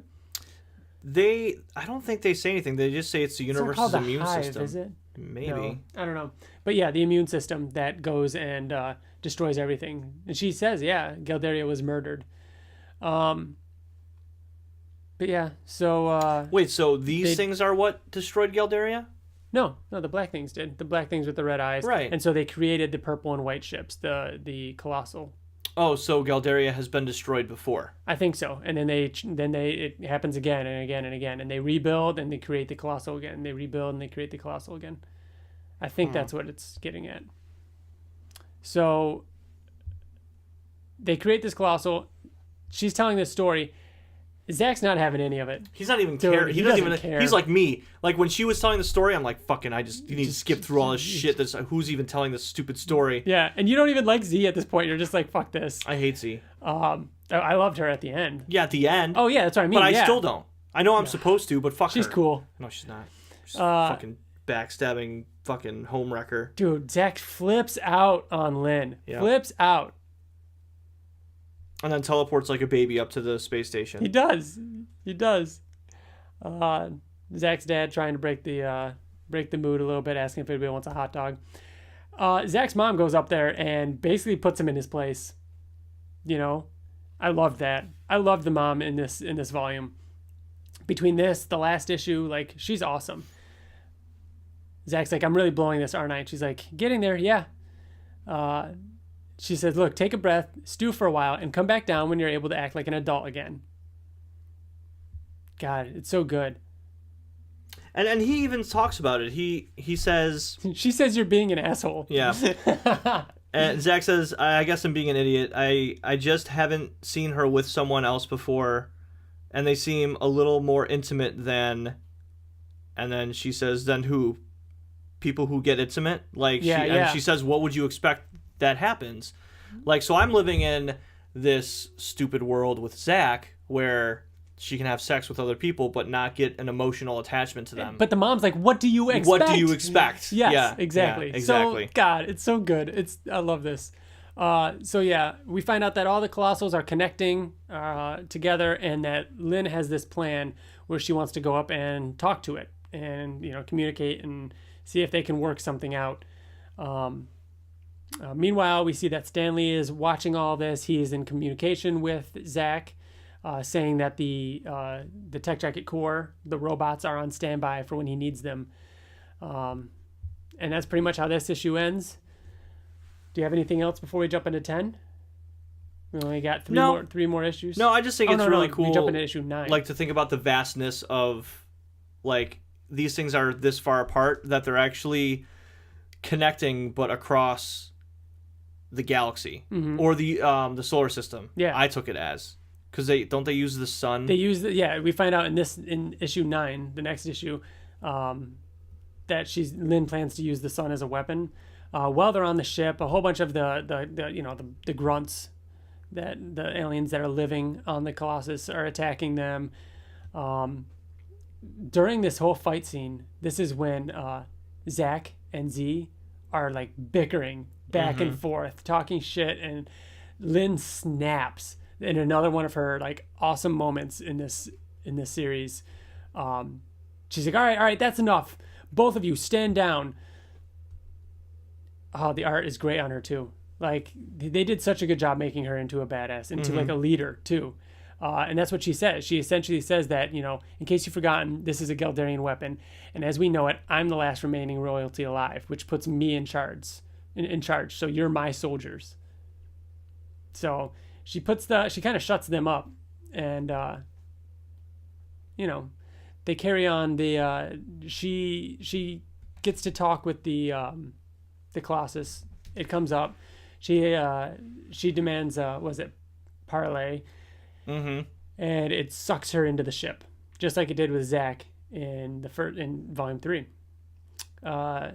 Tech Jacket and Z kind of like agree to, you know, call it, you know, be fair with it. They have a moment where they agree that Lynn is like amazing, that she says it's the best thing that's ever happened to her, and Zach agrees. And doesn't that make you more mad? No, I mean, I can't believe you're not feeling the same way about this. Yeah. So Lynn's having the conversation with the Colossus about what the Hive is. Is it called the Hive? We'll call it the Hive. No, we'll just call it the Hive. Okay. But it says, and thus was born a cure for the destructive nature of just life, I guess. A relentless extinction of those who grew beyond the cosmos's intent. An execution for all uncontrolled evolution. A stop to those who dared wound the fabric of existence. So then that's when Lynn said, wait, so this is reality's immune system, and the Colossus says precisely. And Aptly put. God, I love that image of her in front of the sun. This one. Mm-hmm. That's a great splash page. Isn't the art in this just phenomenal? It's so good. Like, it's ridiculous. Yeah, I loved it. What else has who is it again? Carey Randolph. He does a lot of covers for Marvel and stuff like that lately. Yeah. I don't know. I'm definitely gonna look, see if there's other series that he's done. Like, I would say Ottley quality in terms of like crispness and cleanness and it's like different, those. Though. Those it's definitely different. Those epic panels, yeah, for sure. You ready for issue 10? Yeah. So issue 10 starts with a flashback to the telescope. Zach is sitting up on his roof. He's a little boy, and his dad comes up and says, "What are you doing?" He's like, "Oh, looking at the stars. I mean, can't see too much though." And again, he's still holding that toy rocket. His dad says, "Well, I've got something in the garage which might help." And they decide to build a telescope from scratch. And the dad convinces them that like anybody could buy their own. Mm-hmm. This will be a much cooler way because it's one that you made, and Zach loves it. Back to what's happening now. Mm-hmm. Lynn is essentially taking control of the Colossus. Yes. Right? Like, yeah. so, she's and in charge. Yeah, and she gives orders to Z and Zach which different parts they're controlling of. Mm-hmm. And they go into the Colossus, and they have to get to like the outer reaches of space, like further. So they like go into the little stasis bubbles, and Zach and Z have a moment, and they're cool with each other. They get out, and you see the Hive are coming. They're really close now, and Zach asks Z if she would mind recording something. He wants to send out a message. And then, just like normally, you just turn the page, and there's fucking Noel. Well, no. Like, so before you get, so they say, Lynn's like, commencing weaponizing the sun, and all the tendrils from throughout the solar system are going to the sun. Mm-hmm. Now, I didn't think anything of this. No. Right? Because you almost totally forget about it all. Oh, yeah. I did not think of it at all once. They mention the sun a couple times. They mention it as a weapon. Yeah, you see these tendrils going towards the sun. Mm-hmm. And you turn the page, and it's like, oh, Noel's just sitting there. And he's like, huh. This looks promising. So a tendril attaches to the sun, and since he's stranded there, just sitting there, because he's so strong that apparently he can't die by the sun, mm-hmm. climbs up the tendril. The tendril, like, grabs him, and then we go back to Zach, and he's giving this speech. This is the speech that we see in the beginning of this volume that he sends out across the galaxy, which is over pretty quickly because he's not happy with it. Mm-hmm. He's like, this isn't going the way I like. This, maybe I should start over. And he's like, no, we don't have time. There's no time to do it. Like, and so they just kind of abandon it, and that's it. They never go back to it, and that's all you get. They go back to the top of the ship, and the small, hive bugs start attacking them from everywhere. And then it ends. Zach talks about how he wants to sync all the robots up with the Colossus to make a tech jacket, one big ass tech jacket. And then as he's giving this like description, Noel jumps out of nowhere and out of the portal or the tentacle, yeah, and attacks you.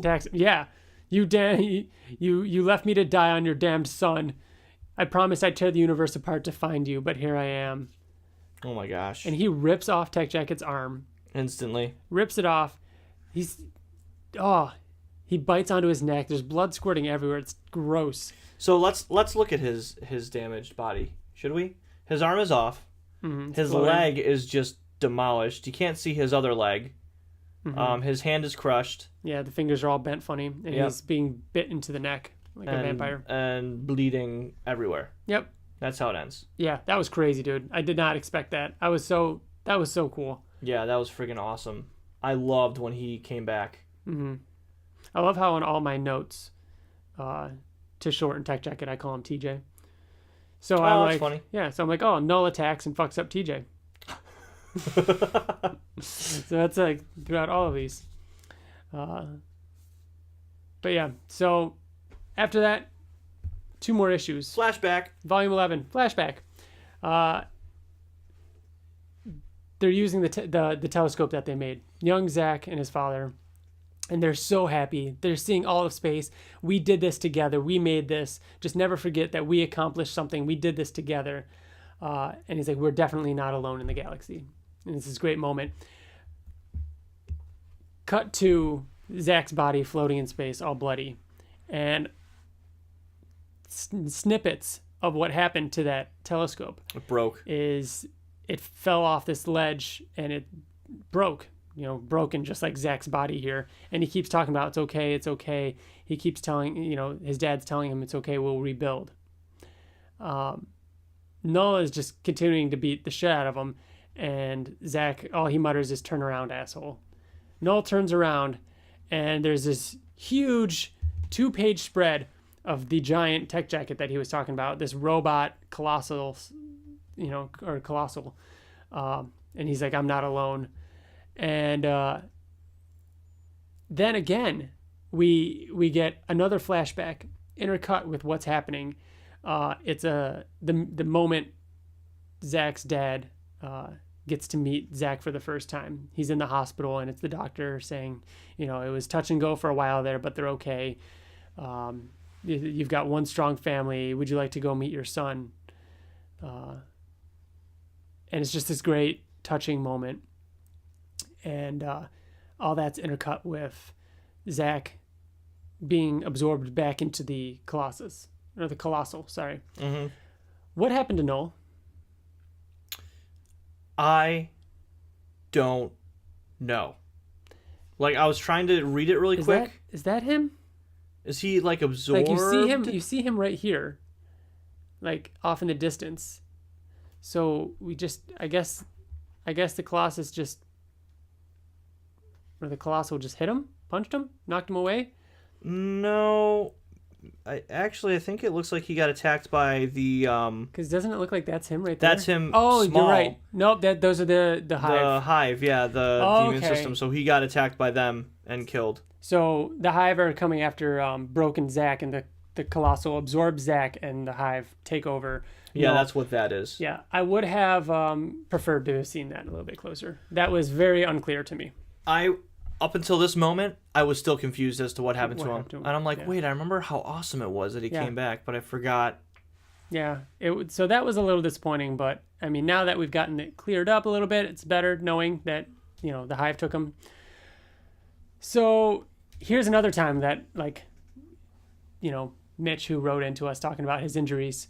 So we're assuming that the Colossal just heals him here. It absorbs him. It puts him into another cocoon. Grows him another arm. Reattaches his arm. No, grows him a new arm. Grows him a new one. Yeah. Puts the suit back over it. Whatever. The suit kind of. Well, the suit never left him. Yeah, it's still on him. Yeah, but it's still on him. The part that came off is just again, both times there was a crazy, near fatal injury. Mm-hmm. I felt like it was like, it's all right. He's fine. Kind of cop outy. Not even a cop out. It felt a little cop outy to me. Yeah. Like there wasn't really a consequence to it. Yeah, because literally like 2 pages later, they're both in the head of this giant robot controlling it, and I love how like the Colossal's like, all right, Princess Lynn, you're in command of the weapons. Z, you're in control of our combat, all of our limbs. And Tech Jacket, you're going to be the navigator. Show us where to fight. Like, I love that. It's Power Rangers. You know what I mean? Yeah. It's like Voltron or whatever. Like, there's the 3 of them are in this giant robot controlling it. Again, never mind the fact that he was just fucked up. And it's Zach saying, oh man, him saying it's all right. I got this. Enduring is what I do. And it cuts back to him and his dad rebuilding the telescope. Well, it's a flashback of everything. Oh, yeah. Him finding the tech jacket, him meeting Lynn. Yeah. Believe me, I've beheld some amazing things. I can't say none of them scares me as much as this does, and it should. Everything I've experienced is both Tech Jacket or plain old Zach Thompson has taught me anything scary can be good. And it just flashes of the entire series. The suit landing, coming onto him meeting Princess Lynn, kissing Princess Lynn, and they're just like fighting back this horde of hive getting closer and closer to the center, and they're just, you know, he says they're booking it straight to hell. So what do they do to defeat it? They just nothing. They're just getting to the center, and in this moment, Stanley is watching and he's observing everything, and Crow's standing next to him, and he looks at Crow and he says goodbye to him, and he's saying, but truly more than anything, thank you for this life. And Stanley uploads himself through Tech Jacket onto the Colossus and overrides everything. Everything goes dark. You know, Lindsay, Zach, they can't see anything. And they're no longer in control of anything. Yep. And the last page is the Colossus has a new face, and it's Stanley's face. And he says, I'm in control now. That was cool. Mm-hmm. I did not expect that. That was sweet. I didn't know where this whole Stanley storyline was going. Yeah. I'm glad where it went, though. So the final issue 12, this is going to be a little tough to talk about. It jumps around in time a lot. It starts, and it starts, by the way, with a black page. It's just all black. And then you turn the page, and it says 1 year later. Ready to take on the galaxy?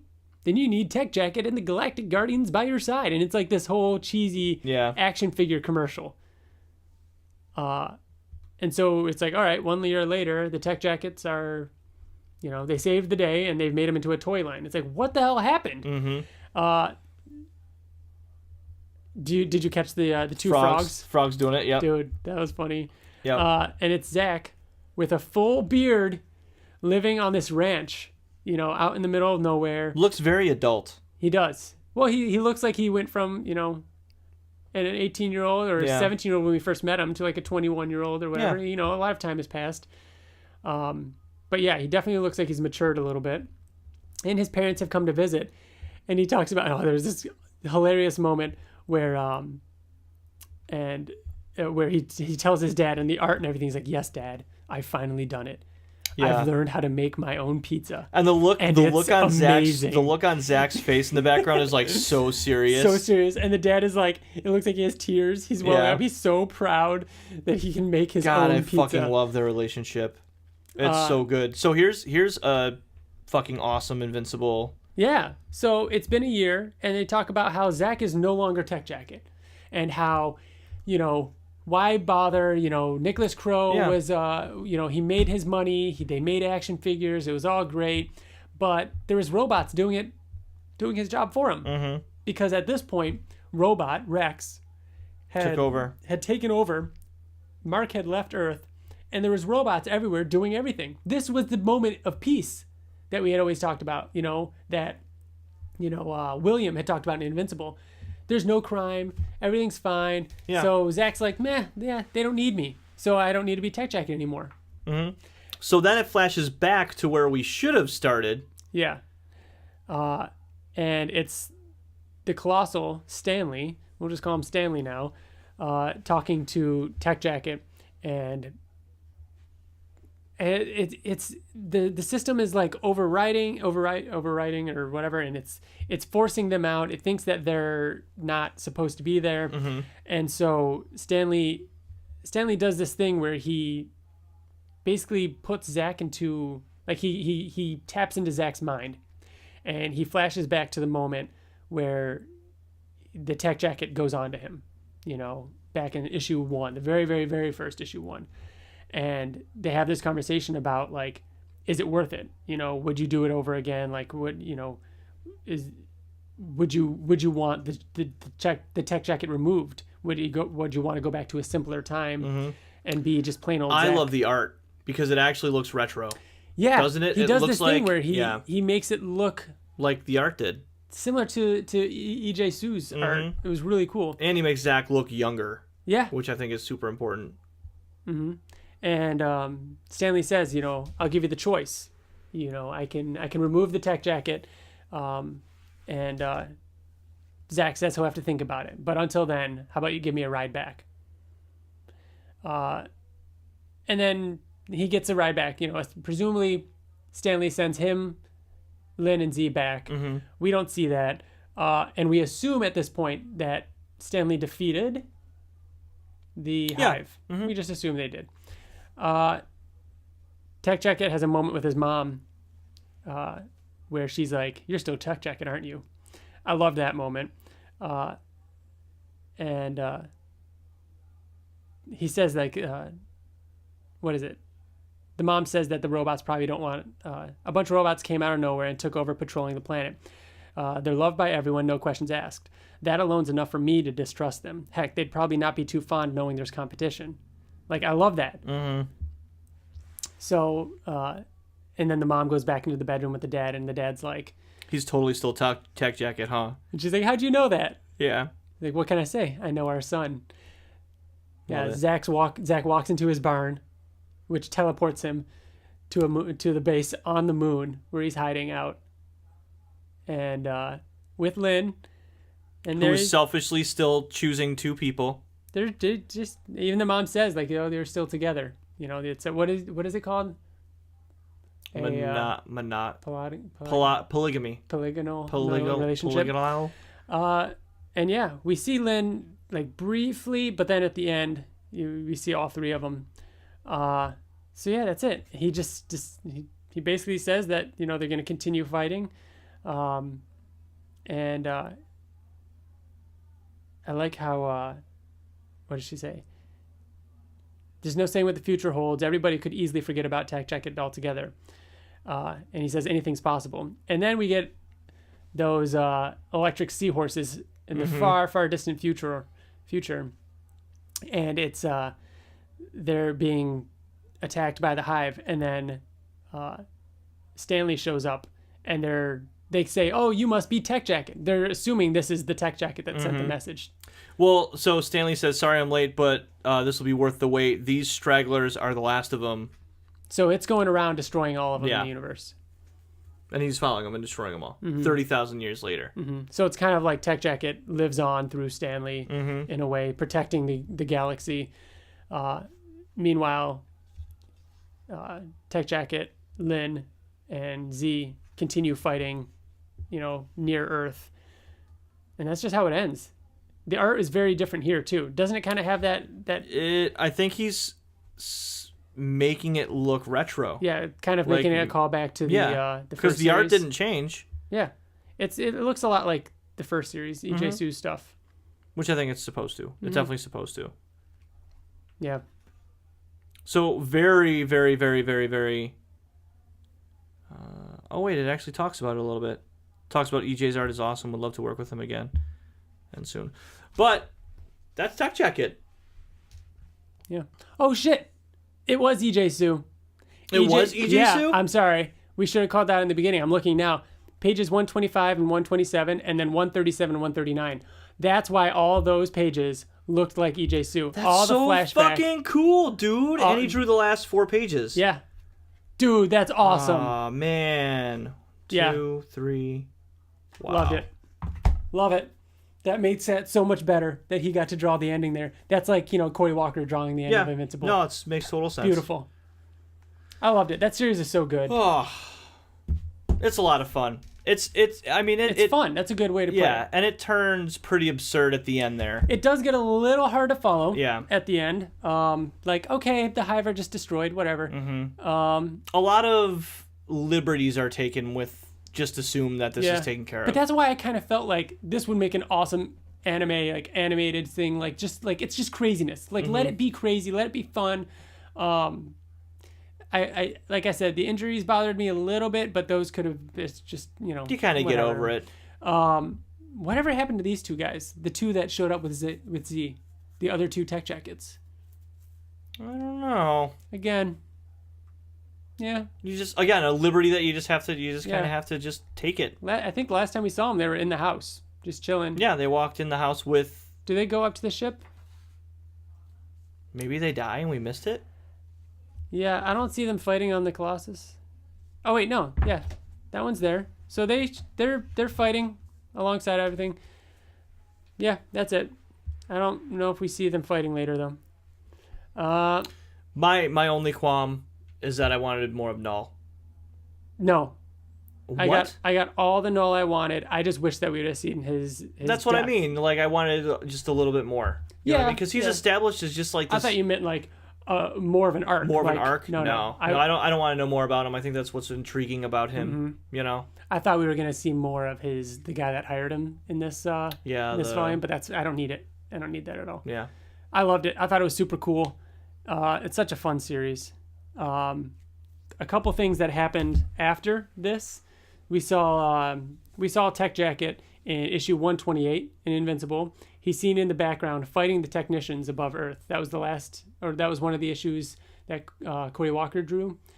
In the flashback when he's talking about... Well, not even a flashback. Mark says, I wonder why Earth isn't answering. I've been trying to get in touch with them. It shows Nolan with the stash, and they're fighting things. Mm-hmm. Tech Jacket's there fighting. In issue 130, he's seen during Rex's speech, working on a satellite, hinting to us that he's working with them. Rex, everything's cool. Like, he's a public figure now. And then in issue 142, during the robot war, he shows up and helps Eve. He helps Adam Eve's group get to the Resistance. On the splash page, he's there fighting. And then at one point, Invincible tells Tech Jacket to help Eve get to the bottom of the Pentagon. He's like, you're the battering ram. You get down there and go free all the Viltrumite kids and families. And he turns into drills or something like that, right? Like his fists. Yeah. And then the final time we see him, because I thought that was the last time we saw him. I thought it was Yeah. I didn't realize this either. We do see him in the final issue of Invincible. Really? Tech Jacket is in the final issue of Invincible. Where? He is seen during the fight between the Coalition and the Viltrumites. Fighting for who? The Coalition? Yeah. That makes total sense. Dude, he's fighting against Viltrumites on that page. That makes total sense, because he's with Alan, dude. Through and through. Yep. So he is... Where is he? Do you... I'm going to grab the issue here. How do we fucking miss that? I know, because it was the final issue, and we were just... There's a million things in it. So he is fighting right here in the corner, like, big. Like, oh, yeah. He is fighting against Viltrumites. Tech Jacket is fighting against Mark. Also fighting against Mark, Space Racer, the new Battle Beast, Alan. Yep. Like, that is the fight against the Viltrumites. Oh, I don't want to even think Isn't about that sad? last issue anymore. Yeah. Oh, I know. The last thing we know in Tech Jacket's chronological history is he sided with the Coalition of Planets against the Viltrumites, was defeated, presumably, and then hopefully went on to live a peaceful life. Yeah, hopefully he didn't get torn apart there. Hopefully. Because we saw one page. Oh, hey, TJ. It's TJ. What are you doing here? Sitting at home. Yeah, we're about to record the Oblivion Song podcast. We are. We're moments away from recording Oblivion Song. What's Bill doing? Bill's being annoying, playing Doom games on my PlayStation 4. TJ, I wanted to get your impression of Tech Jacket Volumes 3 and 4. Did you know? Before, I wanted to add it on to the end of this episode somehow. So, what did you think overall? I got to admit that I am terrible at retaining information unless it's right in front of me.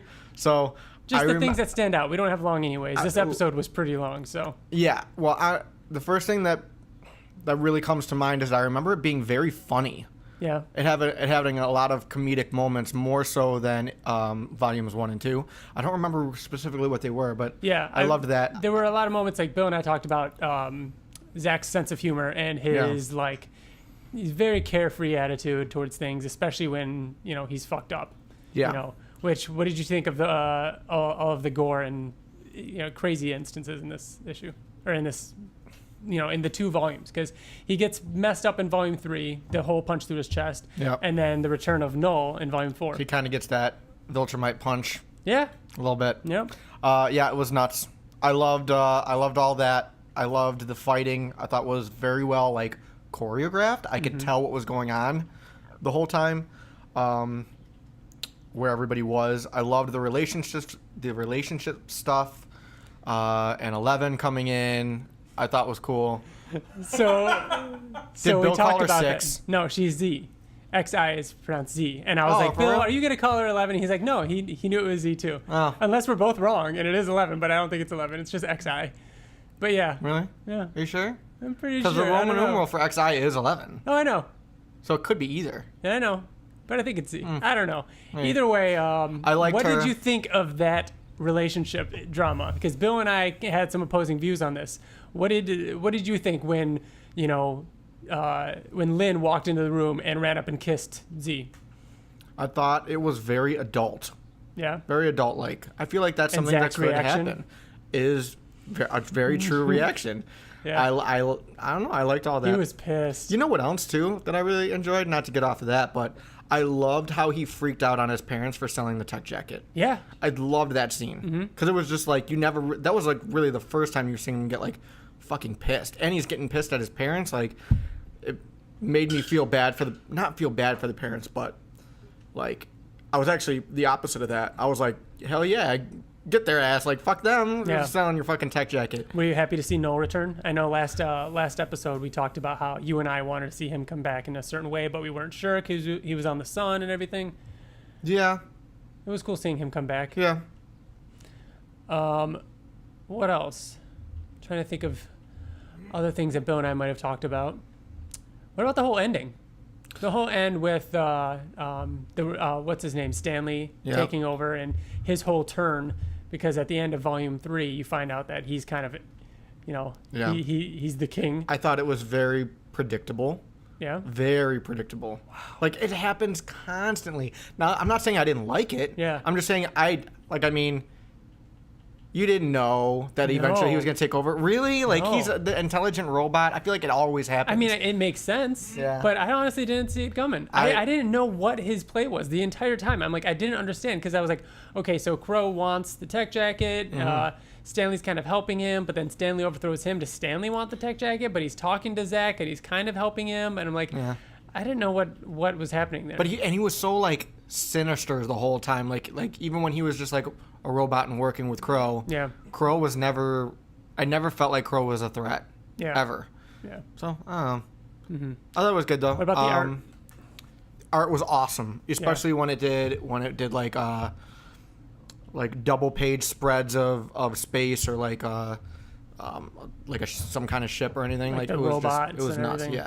Yeah. Big fight I was telling scenes. Bill it was awesome. very like had a lot of Power Rangers feel to it and everything, especially when the three of them get into the robot and they have their own little compartments and everything. I actually thought Spider-Man, because of not so much from what you're saying, but just the way Zach was in this was very like, he's talking a lot while he's fighting. He's talking a lot, and he's like making fun of them a lot in the beginning, definitely. like especially in Volume 3, which Spider-Man does. It's funny because Kari, I believe, does the covers for Spider-Man Ben Reilly, Scarlet Spider. Oh yeah, yeah, they're pretty sick looking. I think that's just about it. I enjoyed it. Yeah, I enjoyed it. So yeah, overall, I mean, did you like Tech Jacket as a whole? Because we're done with it now. Aside from Wolfman, like I said this last podcast, or last time we talked about volumes 1 and 2.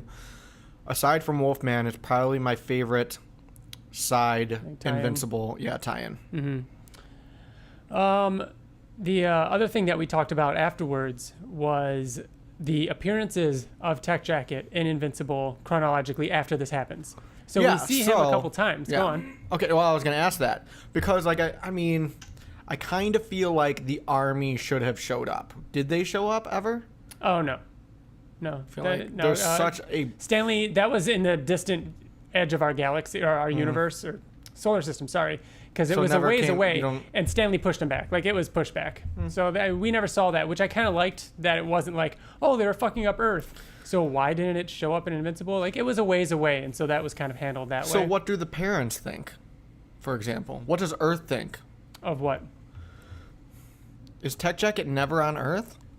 No, he returned to Earth. So in the end, he returned to Earth, and I like how it showed the robot, like, robot took over Earth, and robots were everywhere, and Tech Jacket kind of stayed. He had that moon base in the end, and so he just kind of stayed, kind of protecting the outer galaxy. I consider him... That's what I mean, though. Like, I'm saying, like, he's kind of the... But Earth doesn't know that there's a Tech Jacket out there? I don't think so. I kind of like that. He's just off doing his own secret thing. Yeah. One thing, though, we did see him help out during the robot war. He helped Eve get to the bottom of the Pentagon and everything. Right. One other thing I wanted to talk to you about is he was in the final issue. Bill and I didn't really remember this. He was in issue 144 of Invincible on the full-page splash of the Viltrumites fighting the Coalition. Remember that splash page? And it showed Ursula in the center, like, fighting back and everything like that. Yeah. He was fighting the Viltrumites. So during the Coalition Viltrumite War that happened years and years in the future, when Terra's all grown up, Tech Jacket fought against the Viltrumites along with Space Racer and the new Battle Beasts and everything like that. I don't believe it. Isn't that crazy to think? Robot got a hold of one of the droids. You think he's in control of the Tech Jacket? We don't know with Zach in that suit. Robot in charge of a Tech Jacket? That'd be nuts. But no, I thought that was interesting. And it kind of made sense because as we talked about, he was so buddy-buddy with Alan and everything like that. He would side with Alan.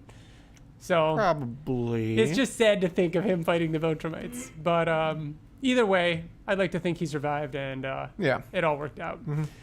Thank you, TJ. We're gonna end this podcast now. Okay, bye. We'll before we go though, what did you think of Ryan Ottley's Amazing Spider-Man? It was amazing. Yeah. I thought it was very good. I thought it was better than I thought it was going to be, considering the free comic book day. I just thought it was okay. I thought it was kind of bland. Like his art. I mean, we don't even need to discuss it. It's so amazing. But I thought the writing was just kind of bland in the free comic book day. However, the issue 1 I thought it was awesome. Like I know Marvel does this, and I typically don't like it when they do this, but for an issue 1, I liked it.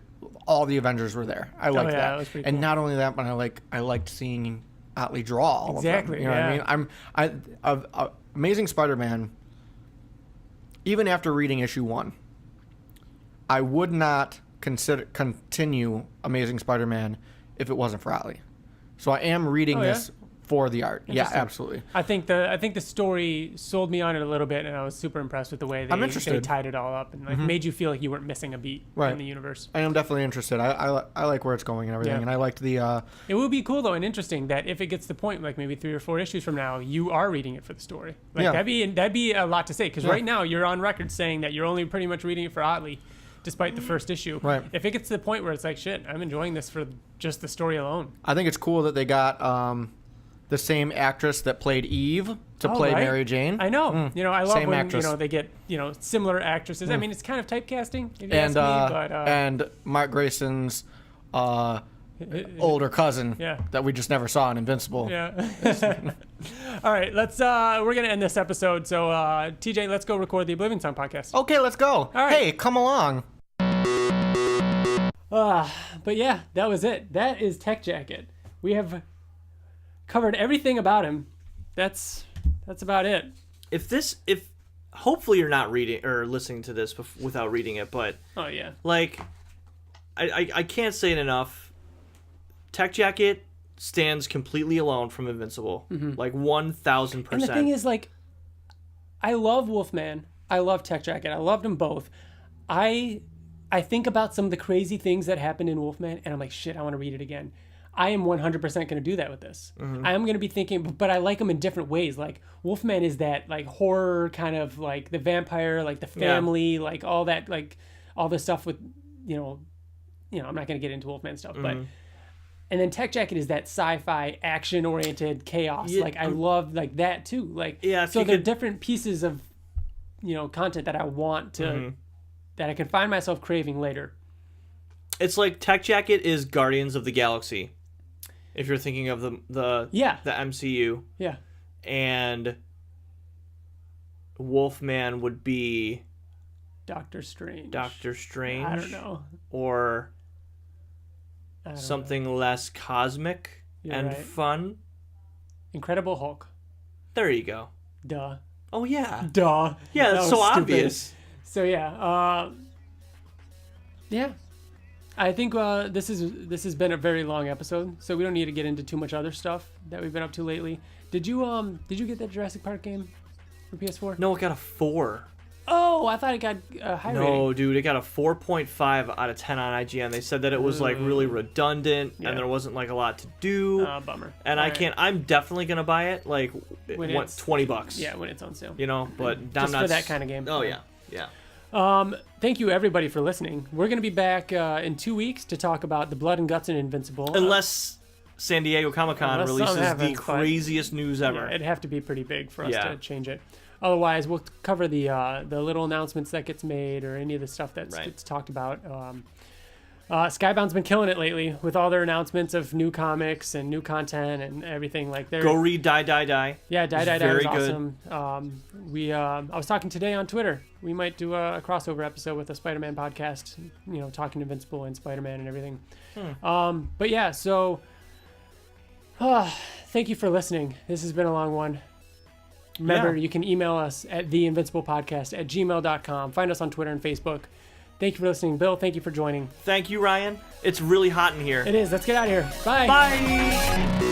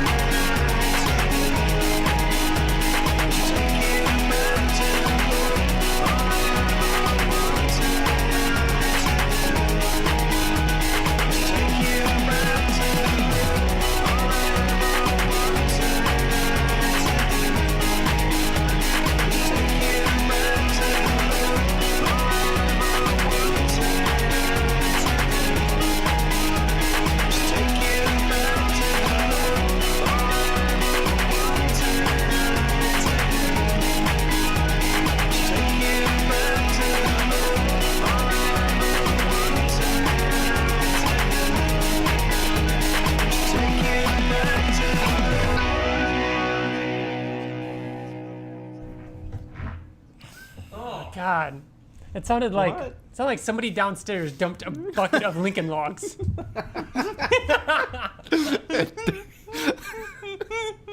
It did sound like that.